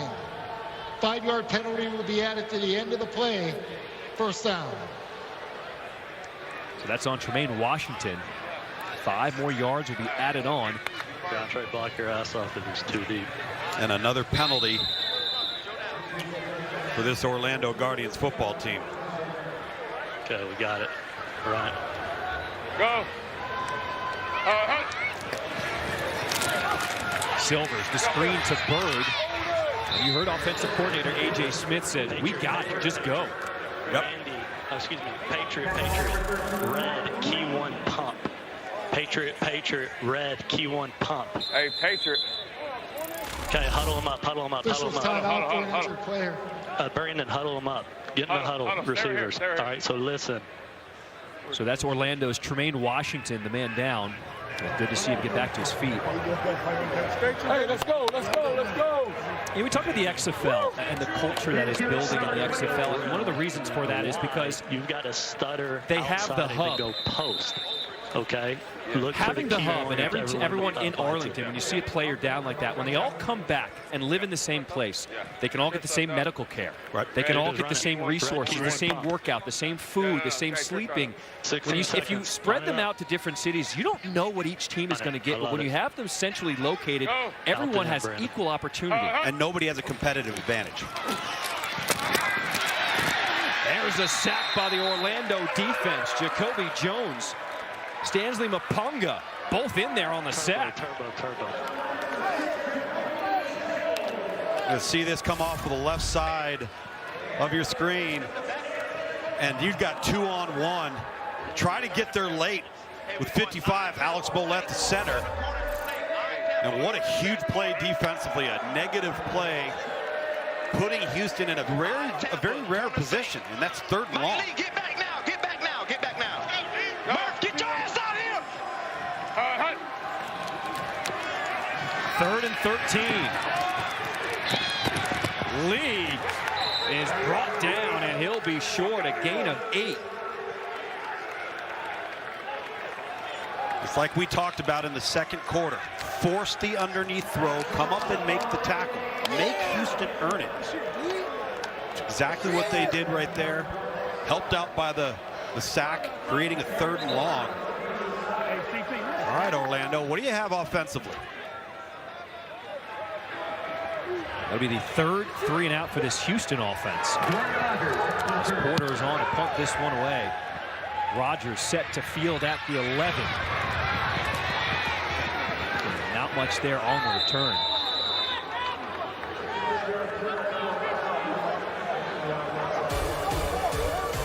Downtown Orlando, it is pretty at night. The Guardians trying to make a comeback here in this 3rd quarter, down by 16.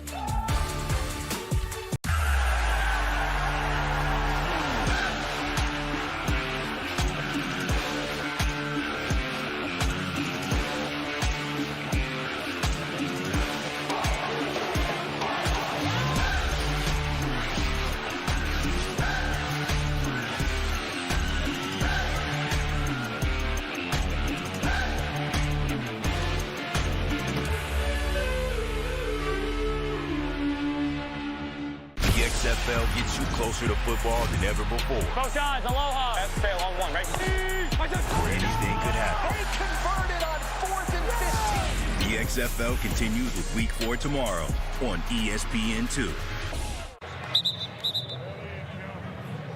I think that sign says that it's that young man's birthday if he can hold it up. Happy birthday, youngster. If you're an XFL fan, you need to put a sign out for us. We will read it. We'll get you on TV. We'll make it happen for you. Hold it up for us. XFL Week 4. Houston with a 26-10 lead. Let's check in with Stormy. What do you got on the betting front? Well, over-bettors are absolutely loving life that they're entering the second half with a total of 38 and 36 points already scored. But as far as the live line goes right now, Houston started this thing a 9-point favorite, now 16.5 as Orlando connects with a big play. Charleston Rambo know what's going to get him. An 81-yard touchdown bomb from Paxton Lynch. Would you look at that? Here comes Orlando.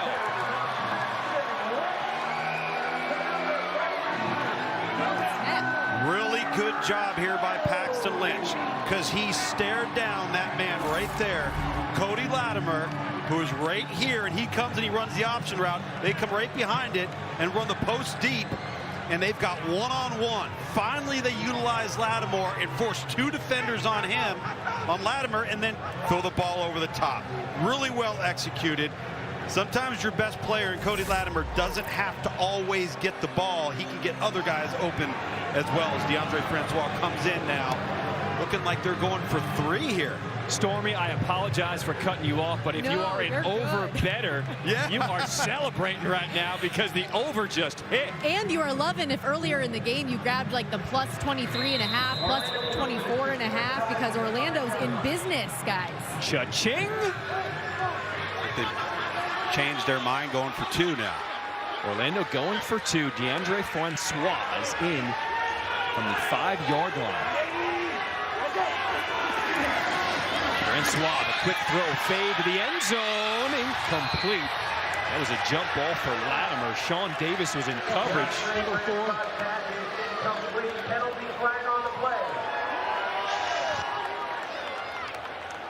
Personal foul, roughing the passer. Defense, number 4. Penalized half the distance to the goal. Try for point.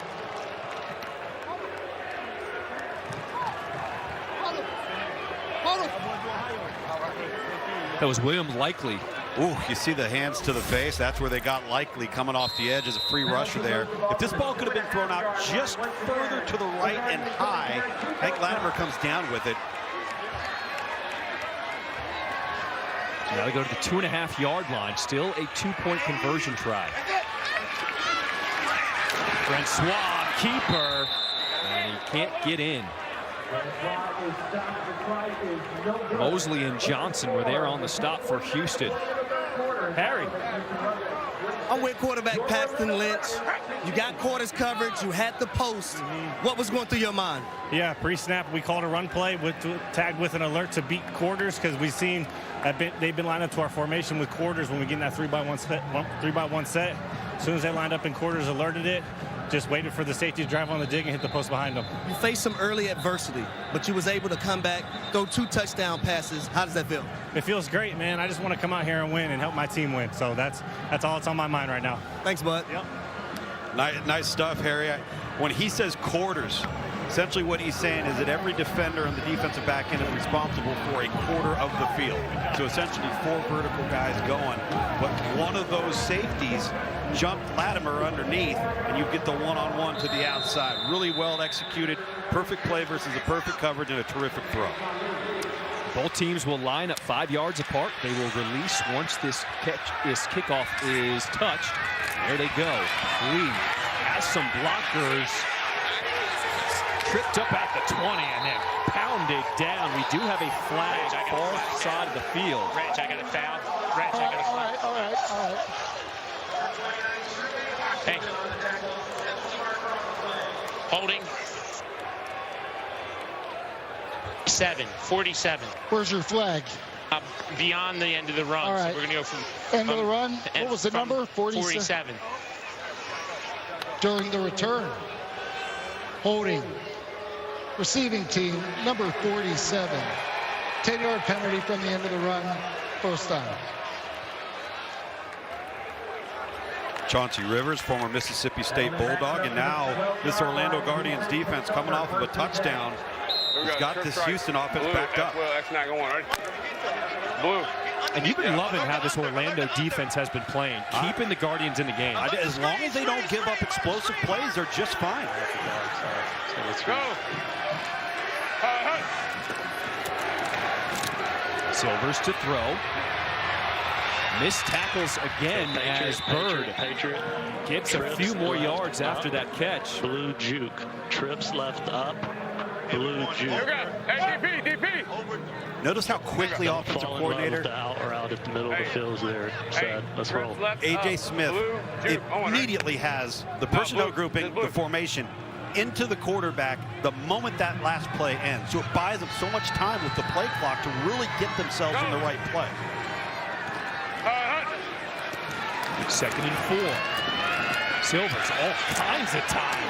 Unloads one downfield, but it pops loose. Garrett Owens, the tight end, couldn't hold on to it. Go turbo. How does A.J. Smith have the play so quickly? How does he know what to call immediately? Spread right purple. I think a lot of it has to do with down and distance. He knows exactly what they are, and then depending on what the outcome, what he's got to go to next. Positive outcome, he knows this. Negative outcome, he knows this. And he has it laid out in front of him. And I think a lot of it's just instincts, too. Okay, give me blue Y streak, H option. Blue Y streak, H option. Orlando crowd starting to make some noise on 3rd and 4. Big hit. Ball pops loose. Harris couldn't hold on to it. Matt Elam laying that hammer. Trying to hit that option route to Harris. And 22, the former first-round draft choice of the Baltimore Ravens. Matt Elam, bam. Great timing of contact and ball placement. And once again, not only does Orlando force a punt, but they should get tremendous field position here. Hey, man. Houston offense. Porter's punt. Caught by Rodgers, and he is immediately dropped. Another penalty flag. No return. Orlando takes over at their own 37. Go open, go open. Okay, legal formation. Gotcha. Not more than 4, less than 7 on the line. He wants to re-kick. All right, re-kick, 5 yards, re-kick. Illegal formation. Kicking team, less than 7 on the line of scrimmage. 5-yard penalty, penalized from the previous spot. Repeat, 4th down. It's the 3rd alignment call we've seen in this game, which these teams now, 4 weeks in, He was in the backfield at snap, 17. should be past this now. You know, these are... They jumped outside. Coach Phillips. He's arguing the other way around. These types of things you understand in week 1, maybe week 2, not in week 4. Okay.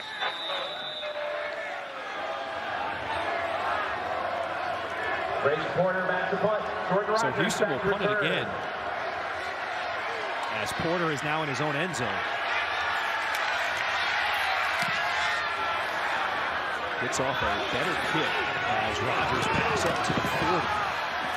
Eludes the first one, gets by the second, stutter step out of bounds.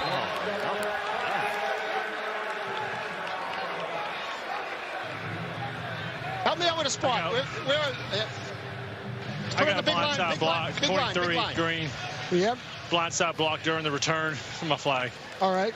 All right, let's put the flag on the big stripe, Dan. We're going from the big stripe. All right. What was that number again, Brett?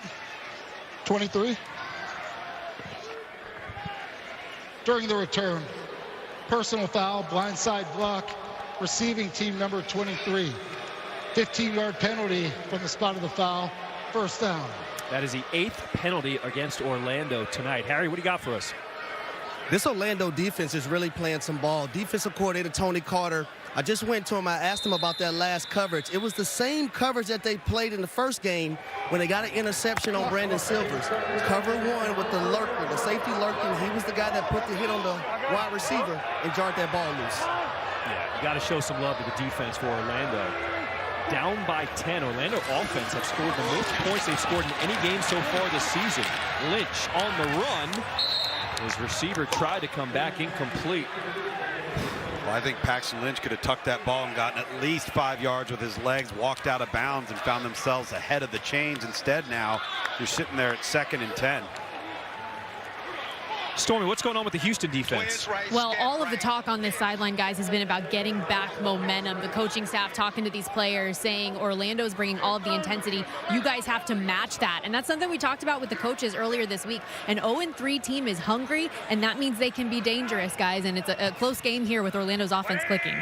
100%, Stormy. It feels like Orlando has momentum right now. Lynch loading up. That one is dropped. Jalen Smith, the tight end.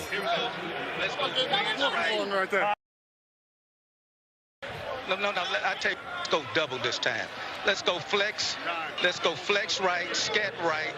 3-7-0 F shoot pump. Flex right, scat right. 3-7-0 F shoot pump.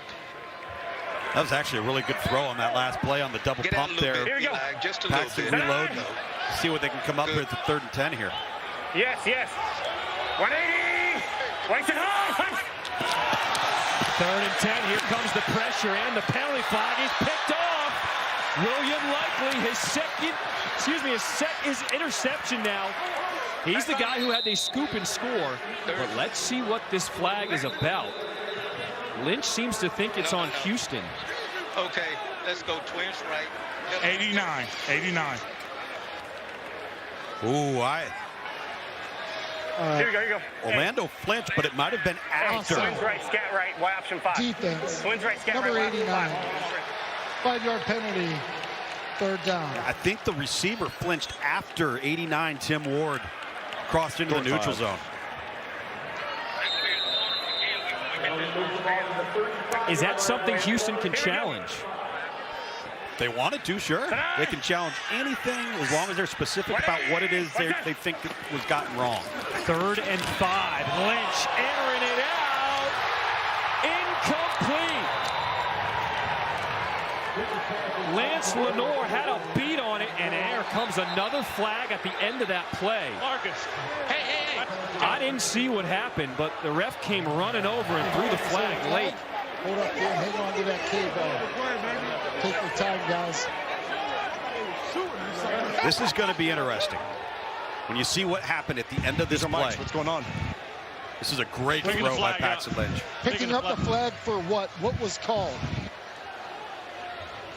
Marcus, use your L12. So we had a UNR, you had a UNS, but they said when he was coming off the sideline, he just got in his way. He didn't see him coming off. So no foul for UN.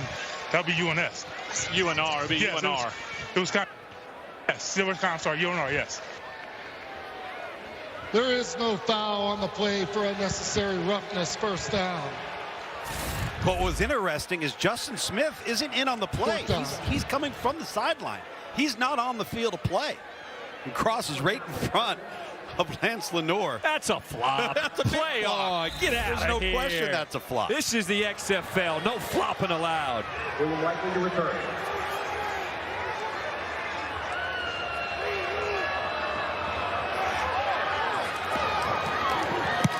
Matt Brown. A sky-high punt. There's Harris on the return. And Houston's offense will come back out on the field. A 26-16 lead. The Roughnecks strive to stay perfect. 3-0 on the season. We'll come back after this. Welcome back to Orlando here, the first game in week 4. Let's take a look at the XFL standings. DC Defenders, we have had them every week so far. They look so good, undefeated in the North Division. Houston trying to go to 4-0 tonight. The only 2 teams still undefeated here in the XFL. As a reminder, the top 2 teams in each division will go to the playoffs. Coming up right after this game here on FX, San Antonio taking on Seattle. Plenty of XFL action here to start week 4. Brandon Silvers in at quarterback. He has done an outstanding job for the Roughnecks this season. They hand it off to Bryson Lane. That is Houston's first rush for positive yards tonight. Here we go. Hold on. Really just what? 2 or 3 rushes total. 3 now. But a lot of that's predicated by numbers. Show something different on the back end. Tampa. Go. Hey, check. Eagle protect. Easy. Philly. Hey, Philly. Go. Second and 9. Handoff is to Aline. Okay, good. That's a prime example of what I'm talking about with numbers. A.J. Smith, you heard him check it late because he saw that they have 5 men in the box. Right. Broncos stare. Wide pig. Trips right. Broncos stare. Wide pig up the zone. Hey, kick the damn ball. 17 seconds go. Broncos stare. Houston on third downs. They started the night perfect 2 for 2, and ever since they're 0 for 5.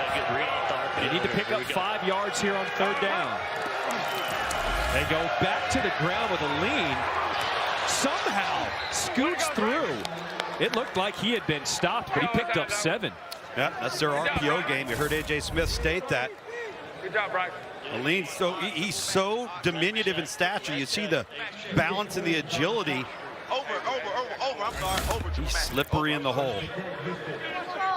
Terrence Plummer had a chance to get him short of that first down. Here we go. Give me this. 5 minutes to play here in this third quarter. Your option route to the slot receiver right there. He throws it and completes it to Cedric Bird. Picks up 5 yards.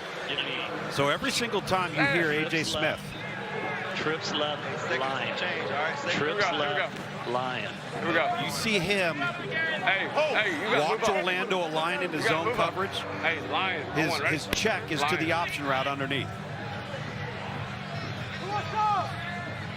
Hey, let's go. Get set and go. Here we go. Go. 2nd and 5. Delayed handoff. Goes to Lane. Look at this speed burst. Excuse me, that is Lee. Dejan Lee. Show me those burners. Picking up 26. Just counting the numbers in the box. Look at that. 5 guys in the box. Let's hand it off. We've got a hat for a hat. Brown. Simple math, my friends. Scoot in, Nick. Give me a money. Give me a money. If you don't get the eyes compressed. We go back to Bird. Bird eludes the first one, gets out of bounds. Give me this. Give me trips right. See? Line. There's 4 right there, and then there's 5. You got 5 offensive linemen to block it. All right, we're going to check. We're going to run. You got 2 plays built in. If they have more people in the box, we're going to throw it to the perimeter like they did on this next play. Out into the flat. Go. Lee in the backfield. They give it to him on 2nd and 5. Lowers his shoulder. The little guy at 5'6". How is he delivering the blow?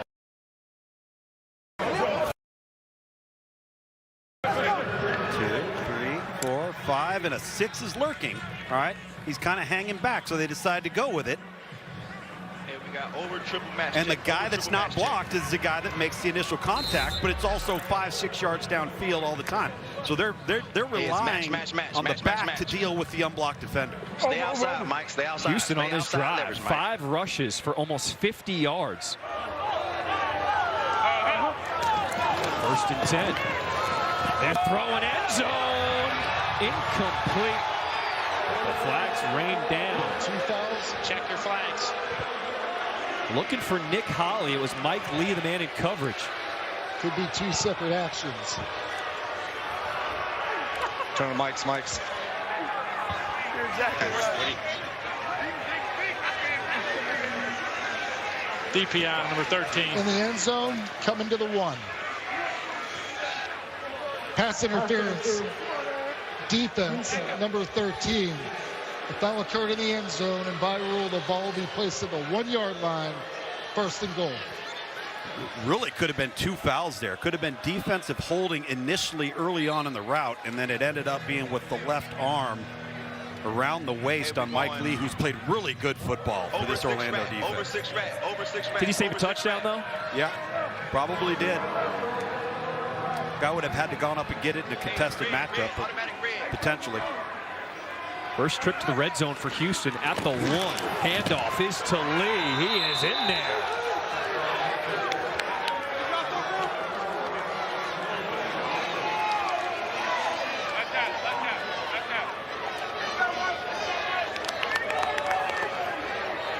Turbo, red XTD, and let's read it. Run the ball. Yes. 1st down on the 1. 1st down on the 1. And that set up this 1-yard touchdown run by Dejan Lee. And Houston will go for 2 from the 5. Go. To the bottom of your screen down here. Silver's looking that way. Guess what? We got some penalty flags. Number 20 in the end zone. That's Balin Buchanan, number 24, Orlando. Yes, sir. Where we step from the 5. Yes, going to the 2.5. In the end zone. Pass interference. Defense, number 20. The ball will be placed at the 1-yard line. Try for point. You hear Brandon Silver or A.J. Smith, the offensive coordinator, mention XTD. Essentially, they're telling the X receiver based on the coverage, he's either going to have a fade. And watch for the orbit. Maybe a back shoulder throw or a slant. That time the coverage dictated the slant. Cole McDonald in at quarterback, keeps it, and he did not get in. Mike Lee, the good stop at the goal line. 2-point conversion, no good. Don't forget, more football coming up next on FX. Ben DiNucci leads the XFL in passing yards and touchdowns, the slinger for the Seattle Sea Dragons. He'll be in action next against San Antonio, coming up after this one. You know, Seattle's had a bit of the turnover bug as well. They've been explosive on offense. They've played good enough on defense. They've got a lot of NFL experience on that team under Jim Haslett. They've just done a little bit of what Orlando's done, just not to the extent Orlando's done it. I think Seattle might be one of those teams as the season unfolds, gets better and better and better. Under offensive coordinator June Jones, you know they're going to be explosive in that area. What do you think of that drive for Houston? 8 plays, 71 yards, just under 5 minutes. They rushed it 6 times for almost 50 yards. Because Orlando told them to. I mean, at the end of the day, we always talk about taking what the defense gives us, right? Well, that time they gave you the run game. Dan Williams will receive the punt for Orlando. Williams changes direction and will be chopped down. And another flag.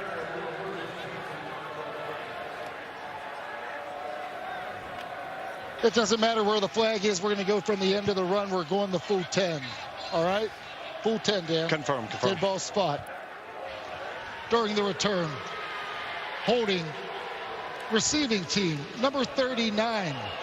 10-yard penalty from the end of the run. First down. Harry, what do you think of that adjustment on offense by Houston?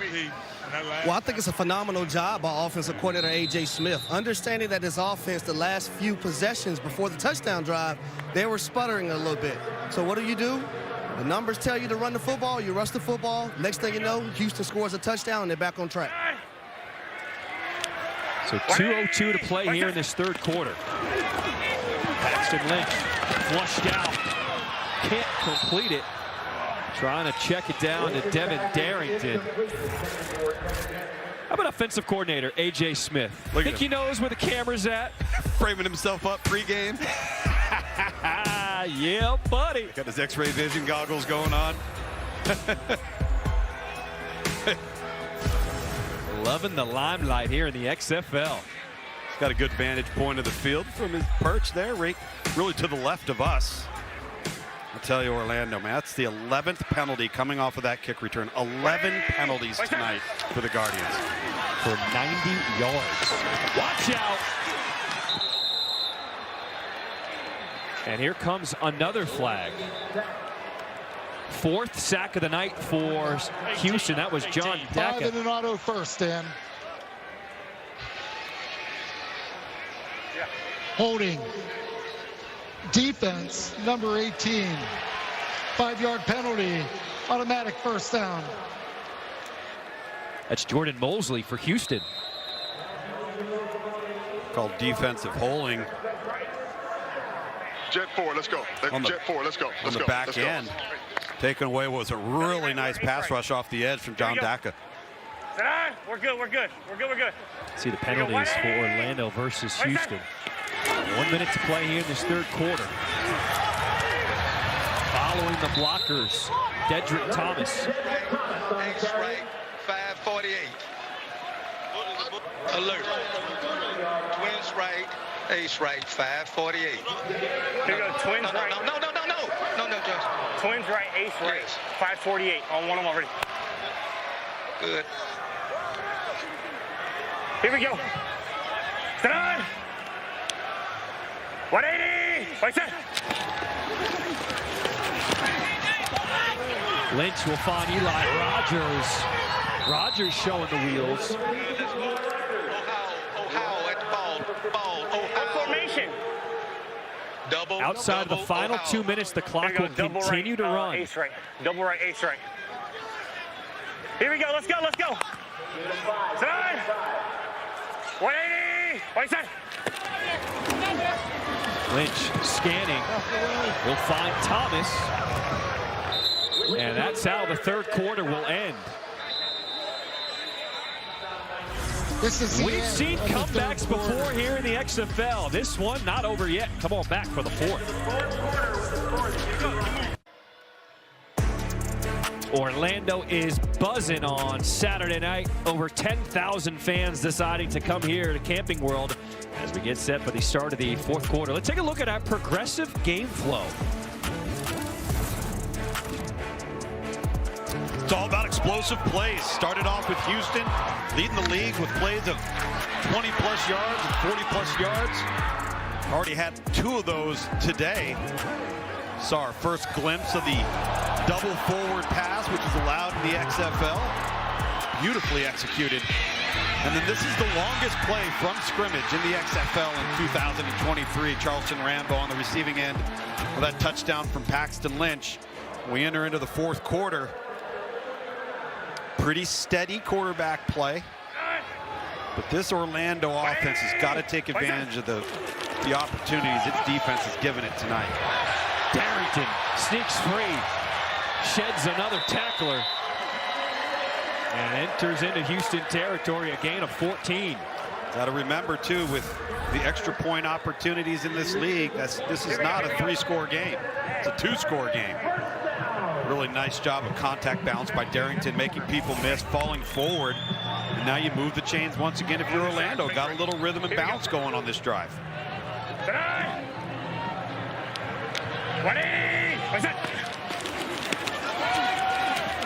Lynch.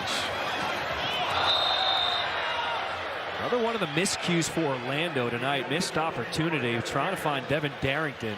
Incomplete. Yeah. Well, that's on Paxton Lynch right now. Just short arming that Twins throw. Left, tried to aim it. Twins left. Alert. Belly. Alert. Fetch. Twins left. Belly left. Belly, Alert. Ace alert, left. Home one already. As bad as things have gone for Orlando tonight, they're still not out of it. No, they're not out of it. That's what I was talking about with the 1 or 2 or 3-point conversion. You're in the football game from a 2-score perspective. 2nd and 10. Handoff is to Thomas. And Orlando's starting to get the run game going. Got to remember, Orlando has 2 turnovers tonight as well. Now -7 on the season. Houston got up to a 20-0 lead. Orlando answered. Double right, scat right, 0-7-0 LPN. Here we go. If you got to smash it, you better do it early. And now let's play it. Let's play it. 3rd and 6 for Orlando. And Lynch threw it completely behind his receiver, Dan Williams. What distance is it? You just can't miss that throw. You just cannot miss this throw if you're Paxton Lynch. Holy smokes. That's inexcusable. So the offense will stay on the field for Orlando. Here we go. Orlando 1 for 6 on 4th downs this season. Here comes the pressure, picked up, incomplete. Looking for Latimer. That was Sean Davis, the man in coverage. You like that, going for it on 4th down? I think you kind of have to at this point. Where the down and distance is, your plus territory, I have no issue with it. But look at the footwork from Paxton Lynch. Throwing off balance, off his back foot. No transfer of weight to get any power on the football. Just an off series for Paxton Lynch there on the last 3 attempts. And he knows it. Made some really, really impressive throws tonight. Certainly not his best drive. Great angles. Silvers, he's been getting the ball out of his hands fast. Completes that to Justin Smith. All right, Tom, let's go back to what you were talking about, that last drive by Lynch. Watch his feet right here, and he's falling away. He's got a stiff front left leg. Accuracy starts from the ground up, not from your shoulder up. And so you've got to have a base. You've got to be able to transfer weight, drive the ball. He's got great arm talent and arm strength, but if your footwork's not what it needs to be, then you're not going to be an accurate passer. 2nd and 8, handoff. Is that something that can be caught on the fly? Can a coach or somebody say something to him on the sideline to be corrected on the next series? It would have been the first thing that I would have said to him. Look at your feet. Your feet aren't set. You're not planted. And I think he's right now, he's a little bit flustered because he's been off the mark a little bit. And just to remind him, hey, listen, get set, throw on platform, all right, and let the ball go. Rip it. I think he's trying to aim the ball. He's trying to be perfect with poor footwork. The ball's spraying everywhere. Red check. Meanwhile, Orlando defense has a chance to get off the field here. It is 3rd and 7. Penalty flag. Silver, strong throw, completes it to Ben Putnam. Well, let's check that flag. Reg, illegal formation 77. Gotcha. No, they got you for being back.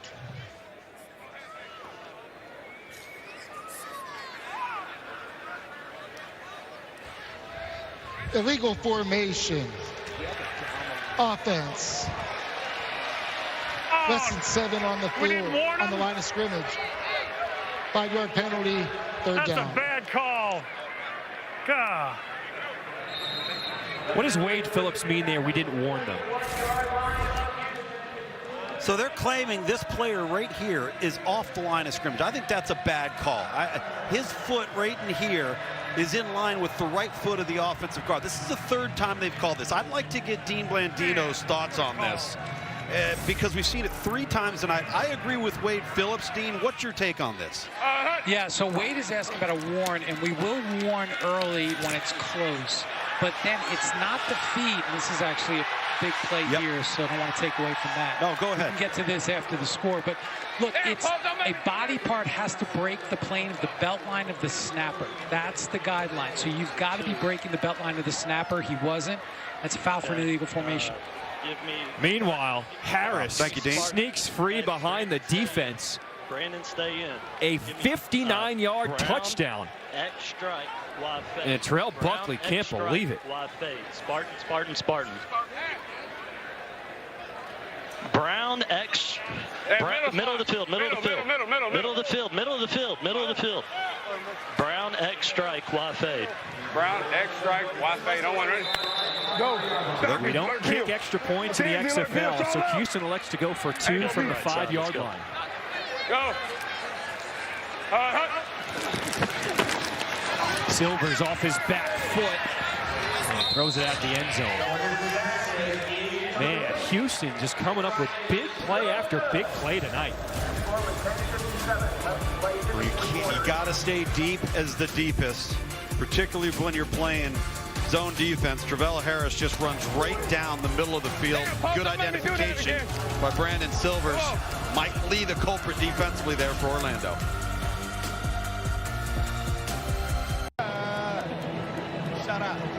Another big play from Houston's offense. They lead it 38-16 here in Orlando. 10:57 to play here in this 4th quarter. Let's go down to Stormy.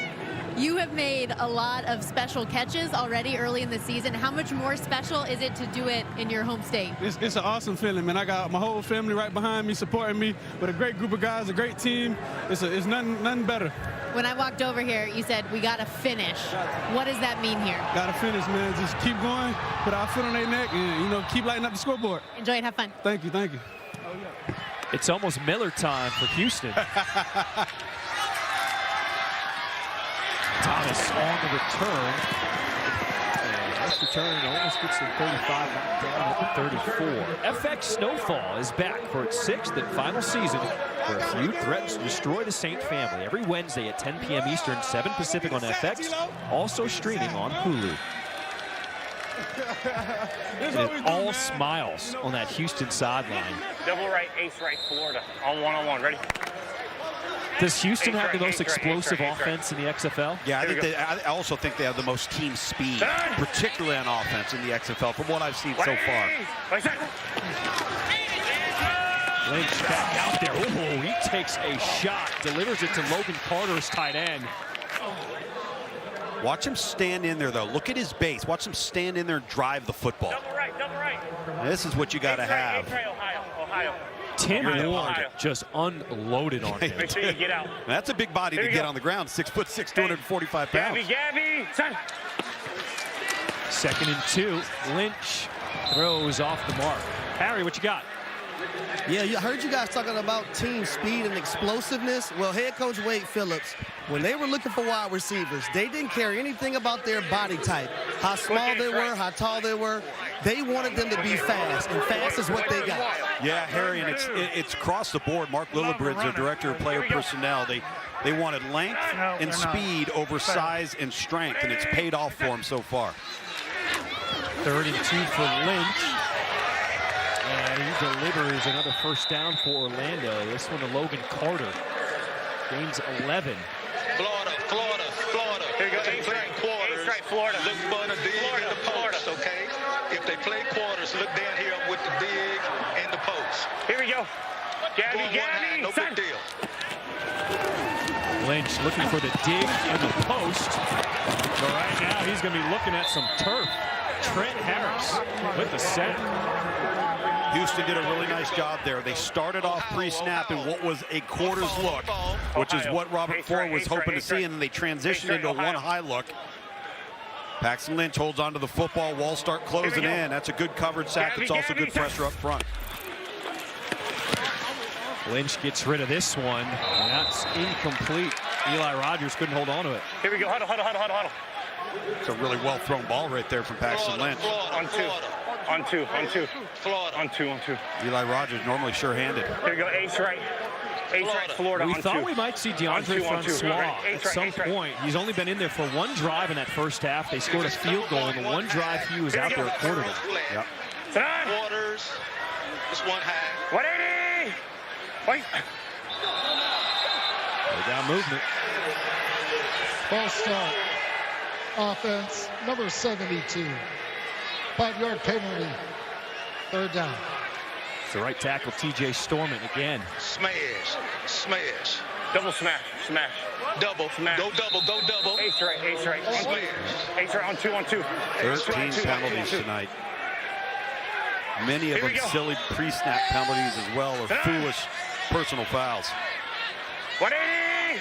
Wait, 3rd and 16. Lynch throws it short. Lance Lenore trying to get to the marker, but just can't get there. A few yards short. Here we go. Let's go. Offense stays on the field for Orlando. Let's go. Quick eights. Quincy, Ohio. Quick eights. Here we go. Quincy, Quick eights right. Ohio. Quick eights right. So we're going to get Quincy. Ohio 0 for out. So we're probably going to have 2 out routes to the inside receivers. Here we go. Gabby. Son. 4th and 2. Lynch batted at the line, catches it. And a turnover on downs.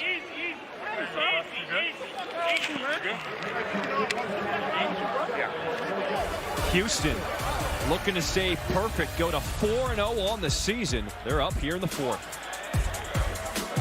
The new XFL has arrived. And it is here to stay. 1, 2, 3. We're making it about her and him and them and you. It's a chance for everyone to be a part of something bigger. Something that just might be more than football. Come experience the XFL. Don't wait. Get your single game tickets now at xfl.com/tickets. The XFL gets you closer to football than ever before. Both sides, aloha. XFL on one, right? Where anything could happen. They converted on 4th and 15. The XFL continues with Week 4 tomorrow on ESPN2. Welcome back to Orlando, home of Walt Disney World. The Roughnecks having fun out here, 38-16.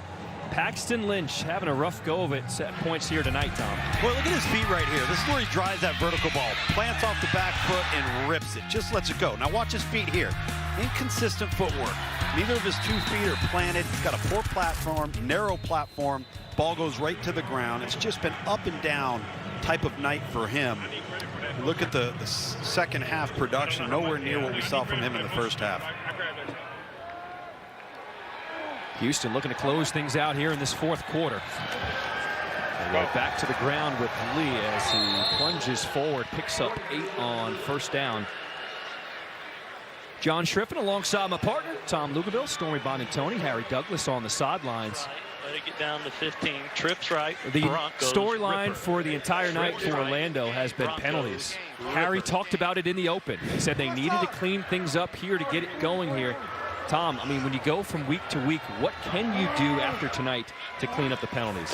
Fundamentals, focus, discipline, and repetition. During the week, something as simple as saying, we're going to have a hard count period. And we're going to challenge everybody on our team. Can you hold your make water? Sure you let it go to 10 can seconds. we blare music? All of those sorts of things. But it's got to come down to the little details. All right, so let's go. Trips right. Trips left. Broncos. Read the end. Trips left. Broncos. So you got to be willing to focus on the little things, because the little things will take care of all of the big things in the end. 8 seconds. You're good now. Play clock winding down. It's at 3, a 1st and 10.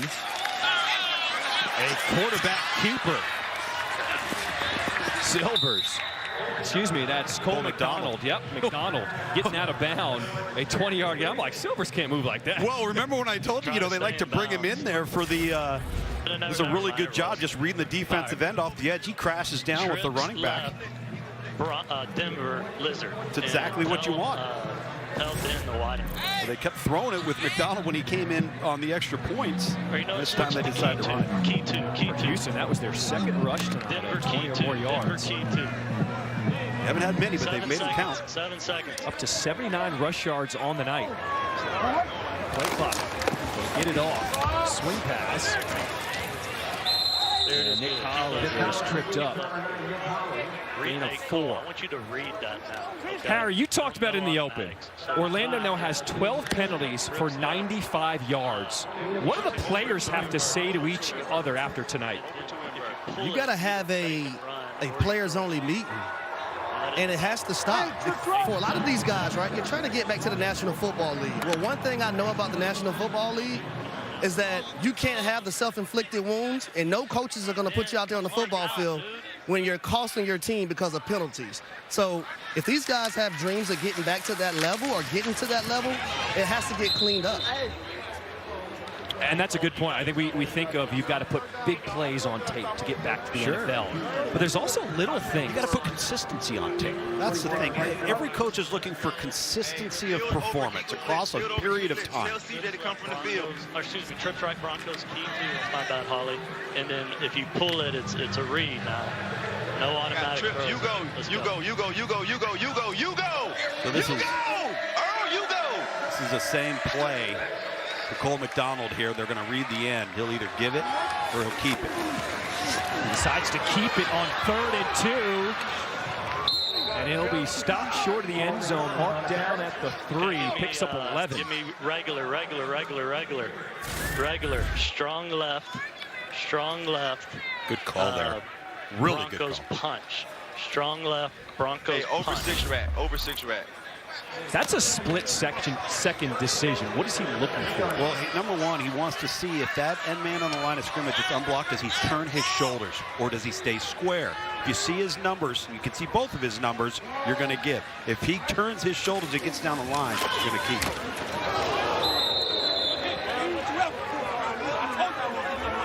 All right, let's see that last run by McDonald, decision-making. Right there, you see number 25 turn and chase. See how he turns and runs with him? That's when you know to pull it. Over Falcon Blitz. Over Falcon Blitz. Over Falcon Blitz. Here it is. Over Falcon Blitz. Oh, here it is. Ace right, ace flat. And Houston in control of this game. 12 seconds. They are just eating up this clock here in the 4th quarter. This is really methodical by A.J. Smith. He knows exactly where they're at with the play clock, how far they want to run it down. He's toying with them right now. On 2nd and goal. Lee gets in there. Y'all want to try 3? Y'all want to try 3? Wade Phillips says, why not go for 3? Well, let's see. I mean, get some in there. Work some plays. You're going to go for 2 here. But 2. I think with their style of offense, as well as they throw the football. For Lee, that's his 2nd 1-yard touchdown run tonight. No, let's don't. Hold up. 2 right hash. 2. So they had moved it back to the 10. But Wade Phillips changed his mind. Well, he changed his mind because he doesn't feel like it's the right thing to do. He's looking at the scoreboard. There's no need to do that. That's fine. Hey, over 6 rat. Why not just go for 1 then? Scoot out just a little bit more, Justin. I think it's because this is their mode of operation. Every single time tonight, they've lined up and gone for 2. All right, you can read this. You got the box. Donald. A wobbler. And a penalty flag comes in at the end of that play.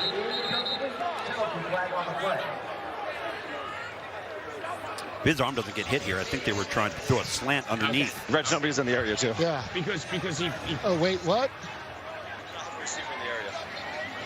Oh. We do not have a receiver in the area. Well, yeah, this is a good spot. He was in the pocket. Okay, and there were no. All right, so we've got number 14 and number 99. We're going to offset. All right. Let me see your second flag. Let me see your flag. Don't worry about it. One's good enough. One's good enough. I'm interested about to hear this call. There are fouls by both teams. Personal foul, roughing the passer. Defense number 99, low hit on the passer. Intentional grounding. Offense number 14. The foul's offset. Repeat, second down. Yeah, I don't agree with the intentional grounding call. He's got the slant that's coming right there.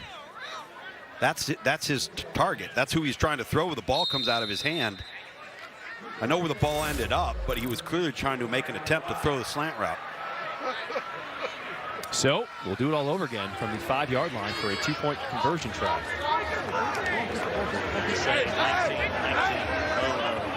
We'll shift to behind Cole McDonald. McDonald, one of the options, pitches it to Lee. But he doesn't get in there.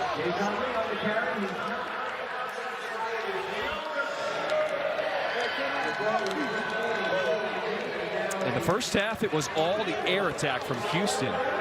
Orlando D shifted, changed things up, and then so did Houston in the second half. Did a good job of saying, you know what, these guys are playing us a little bit different. All right, they're concerned now about giving up the explosive play. So let's run it.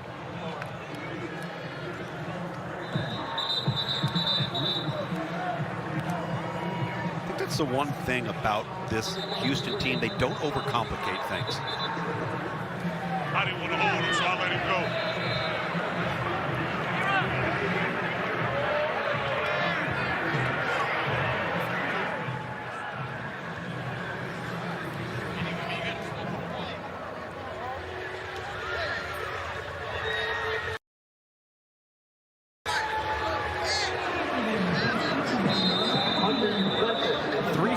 Here in this fourth quarter, the start of week 4 of the XFL, as Houston is looking to go to 4-0.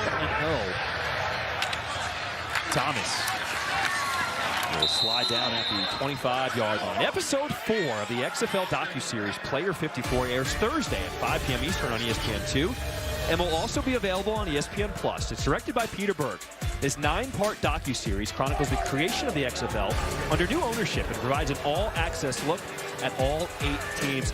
I have loved watching the first 3 episodes, especially on Vegas Vipers tight end Sean Price. He's an Ocala police officer, but the police department let him leave to play in the XFL and said, we'll hold your spot for you. Go live out your dream. Absolutely. You can watch it on Player 54. As Darrington. All right, before the kick, you were talking about Houston and how they simplify things.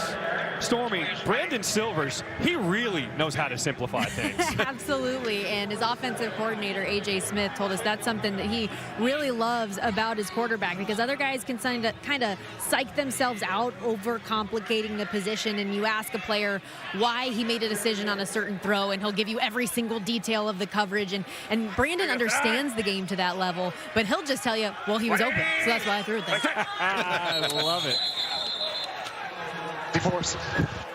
64. Ball start. Offense. Number 64. 5-yard penalty. Second down. Do officials ever need an ice bath after the game? Ice their arm? Elbow a little bit. Here we go. A little flinch there at the left guard spot. 13 penalties for 100 yards on Orlando tonight. Here you go. Set. Ready? Right set.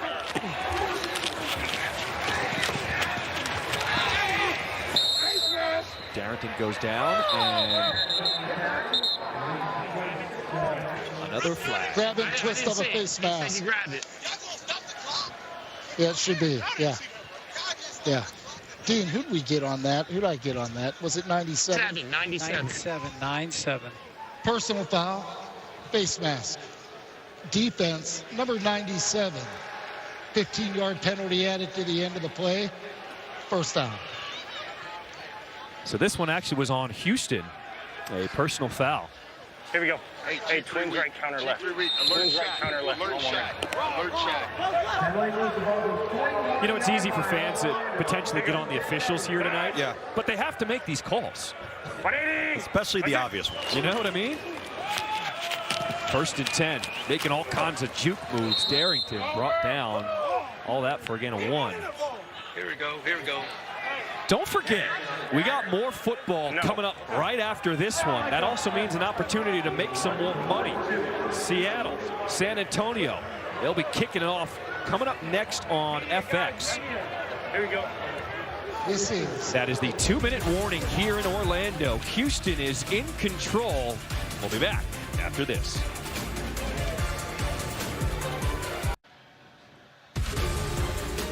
Ja'Cour Pearson in the locker room, getting locked in, leads the XFL in receptions and receiving yards. His Seattle Sea Dragons will take on the San Antonio Brahmas.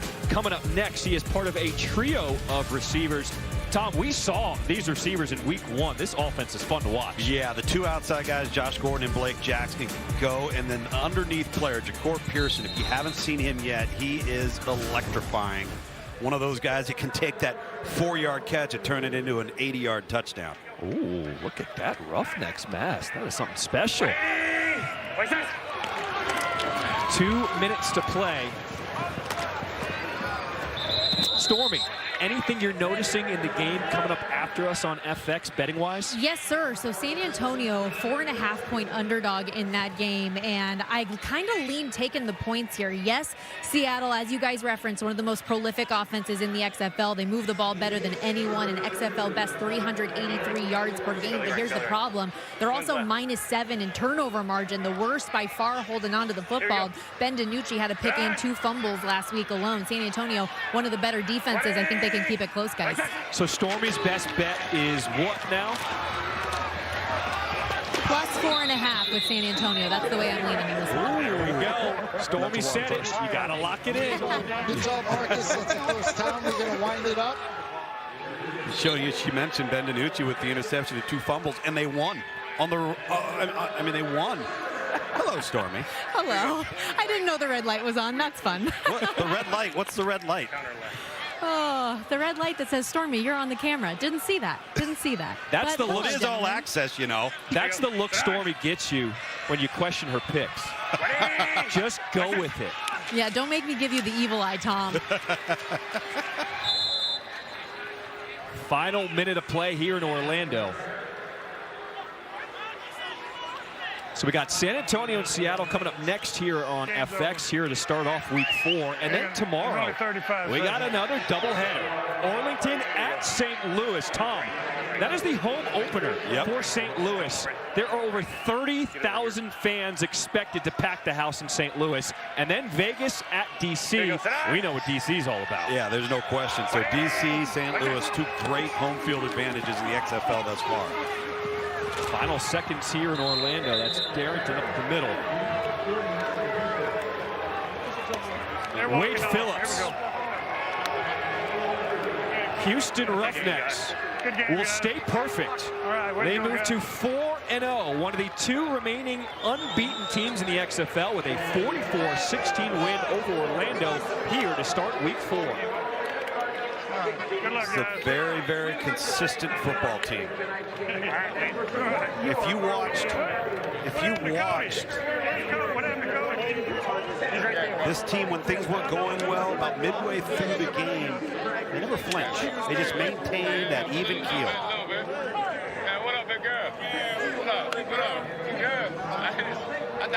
I love that double forward pass. The first time we've seen it here in the XFL, and Houston, man, they pulled it off to perfection. They absolutely did. Hey, listen, if they're going to create a rule for some razzle-dazzle, let's find some way to use it. In the bill all day. Take a look at the night for starting quarterback for Houston Roughnecks, Brandon Silvers. He was impressive. He was. Ball out. Very quick, very decisive. Again, very difficult to rush the quarterback in this offense because there's very little hesitation, very decisive. You know, I felt coming into this contest everybody else on offense in the league had been playing for 3 weeks, and it looked like Houston had been playing for 5, right? They just seemed a lot more of a well-oiled machine offensively, and certainly proved that again tonight. Houston, 44 points, the most points scored by any team so far in this XFL season. Let's send it down to Stormy. Brandon, the guys upstairs talking about what a well-oiled machine this offense has been through 4 weeks of the season. What's allowed you guys to have this kind of offensive success, other than just taking what the defense gives you, okay? Yeah, just coming to work every day, having fun. This is the fun office to be in. And it's the funnest offense I've been in since Troy. So, just coming together, getting these guys the ball and see what they can do in space.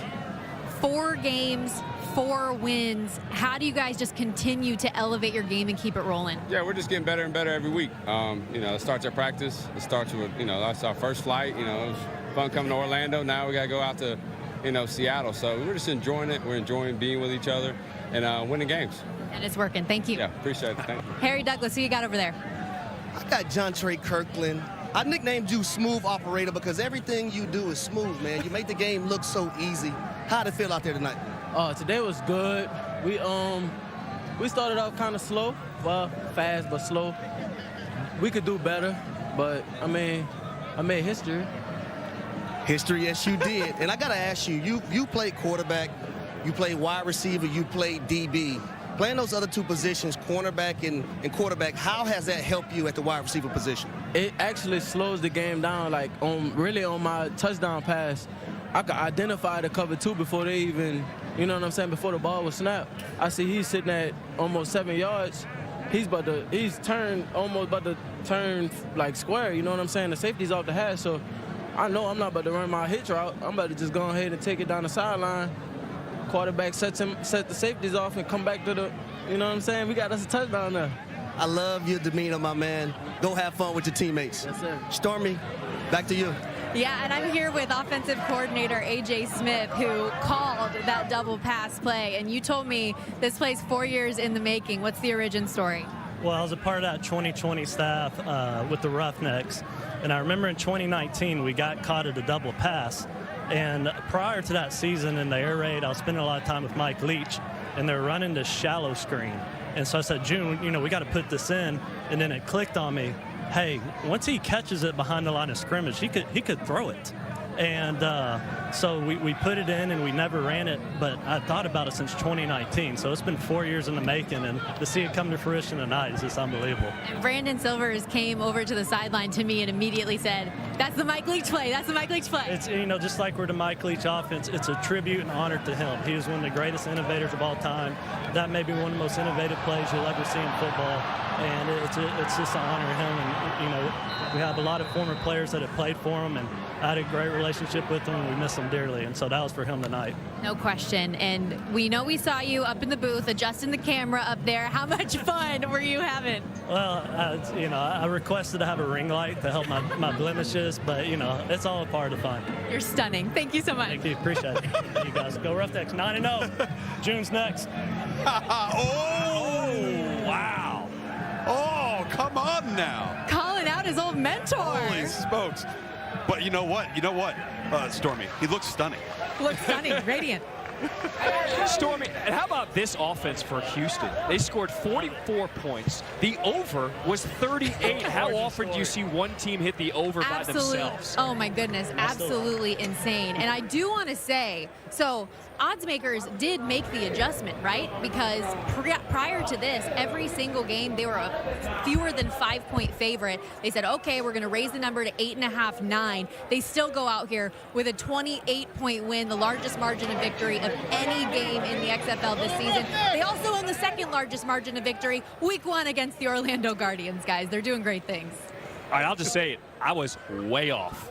Way off. In the open, I said, it's not easy money. Orlando made some changes, but there were tons of flags coming in all over the place. Again, the Houston offense, they were just on fire tonight. Line of the night, maybe the line of the year so far in the league, John Trey Kirkland.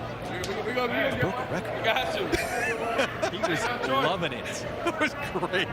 That's what the XFL is having so much fun. These fun. guys love playing football, and they're loving the opportunity to put on the pads and the helmet again and show national audience what they can do. Let's take a look at the game summary And Houston got out to a hot start. They were up 20-0. Orlando trying to make a game of it. They came back in the end of the second quarter. They scored a touchdown to try to make it a little closer.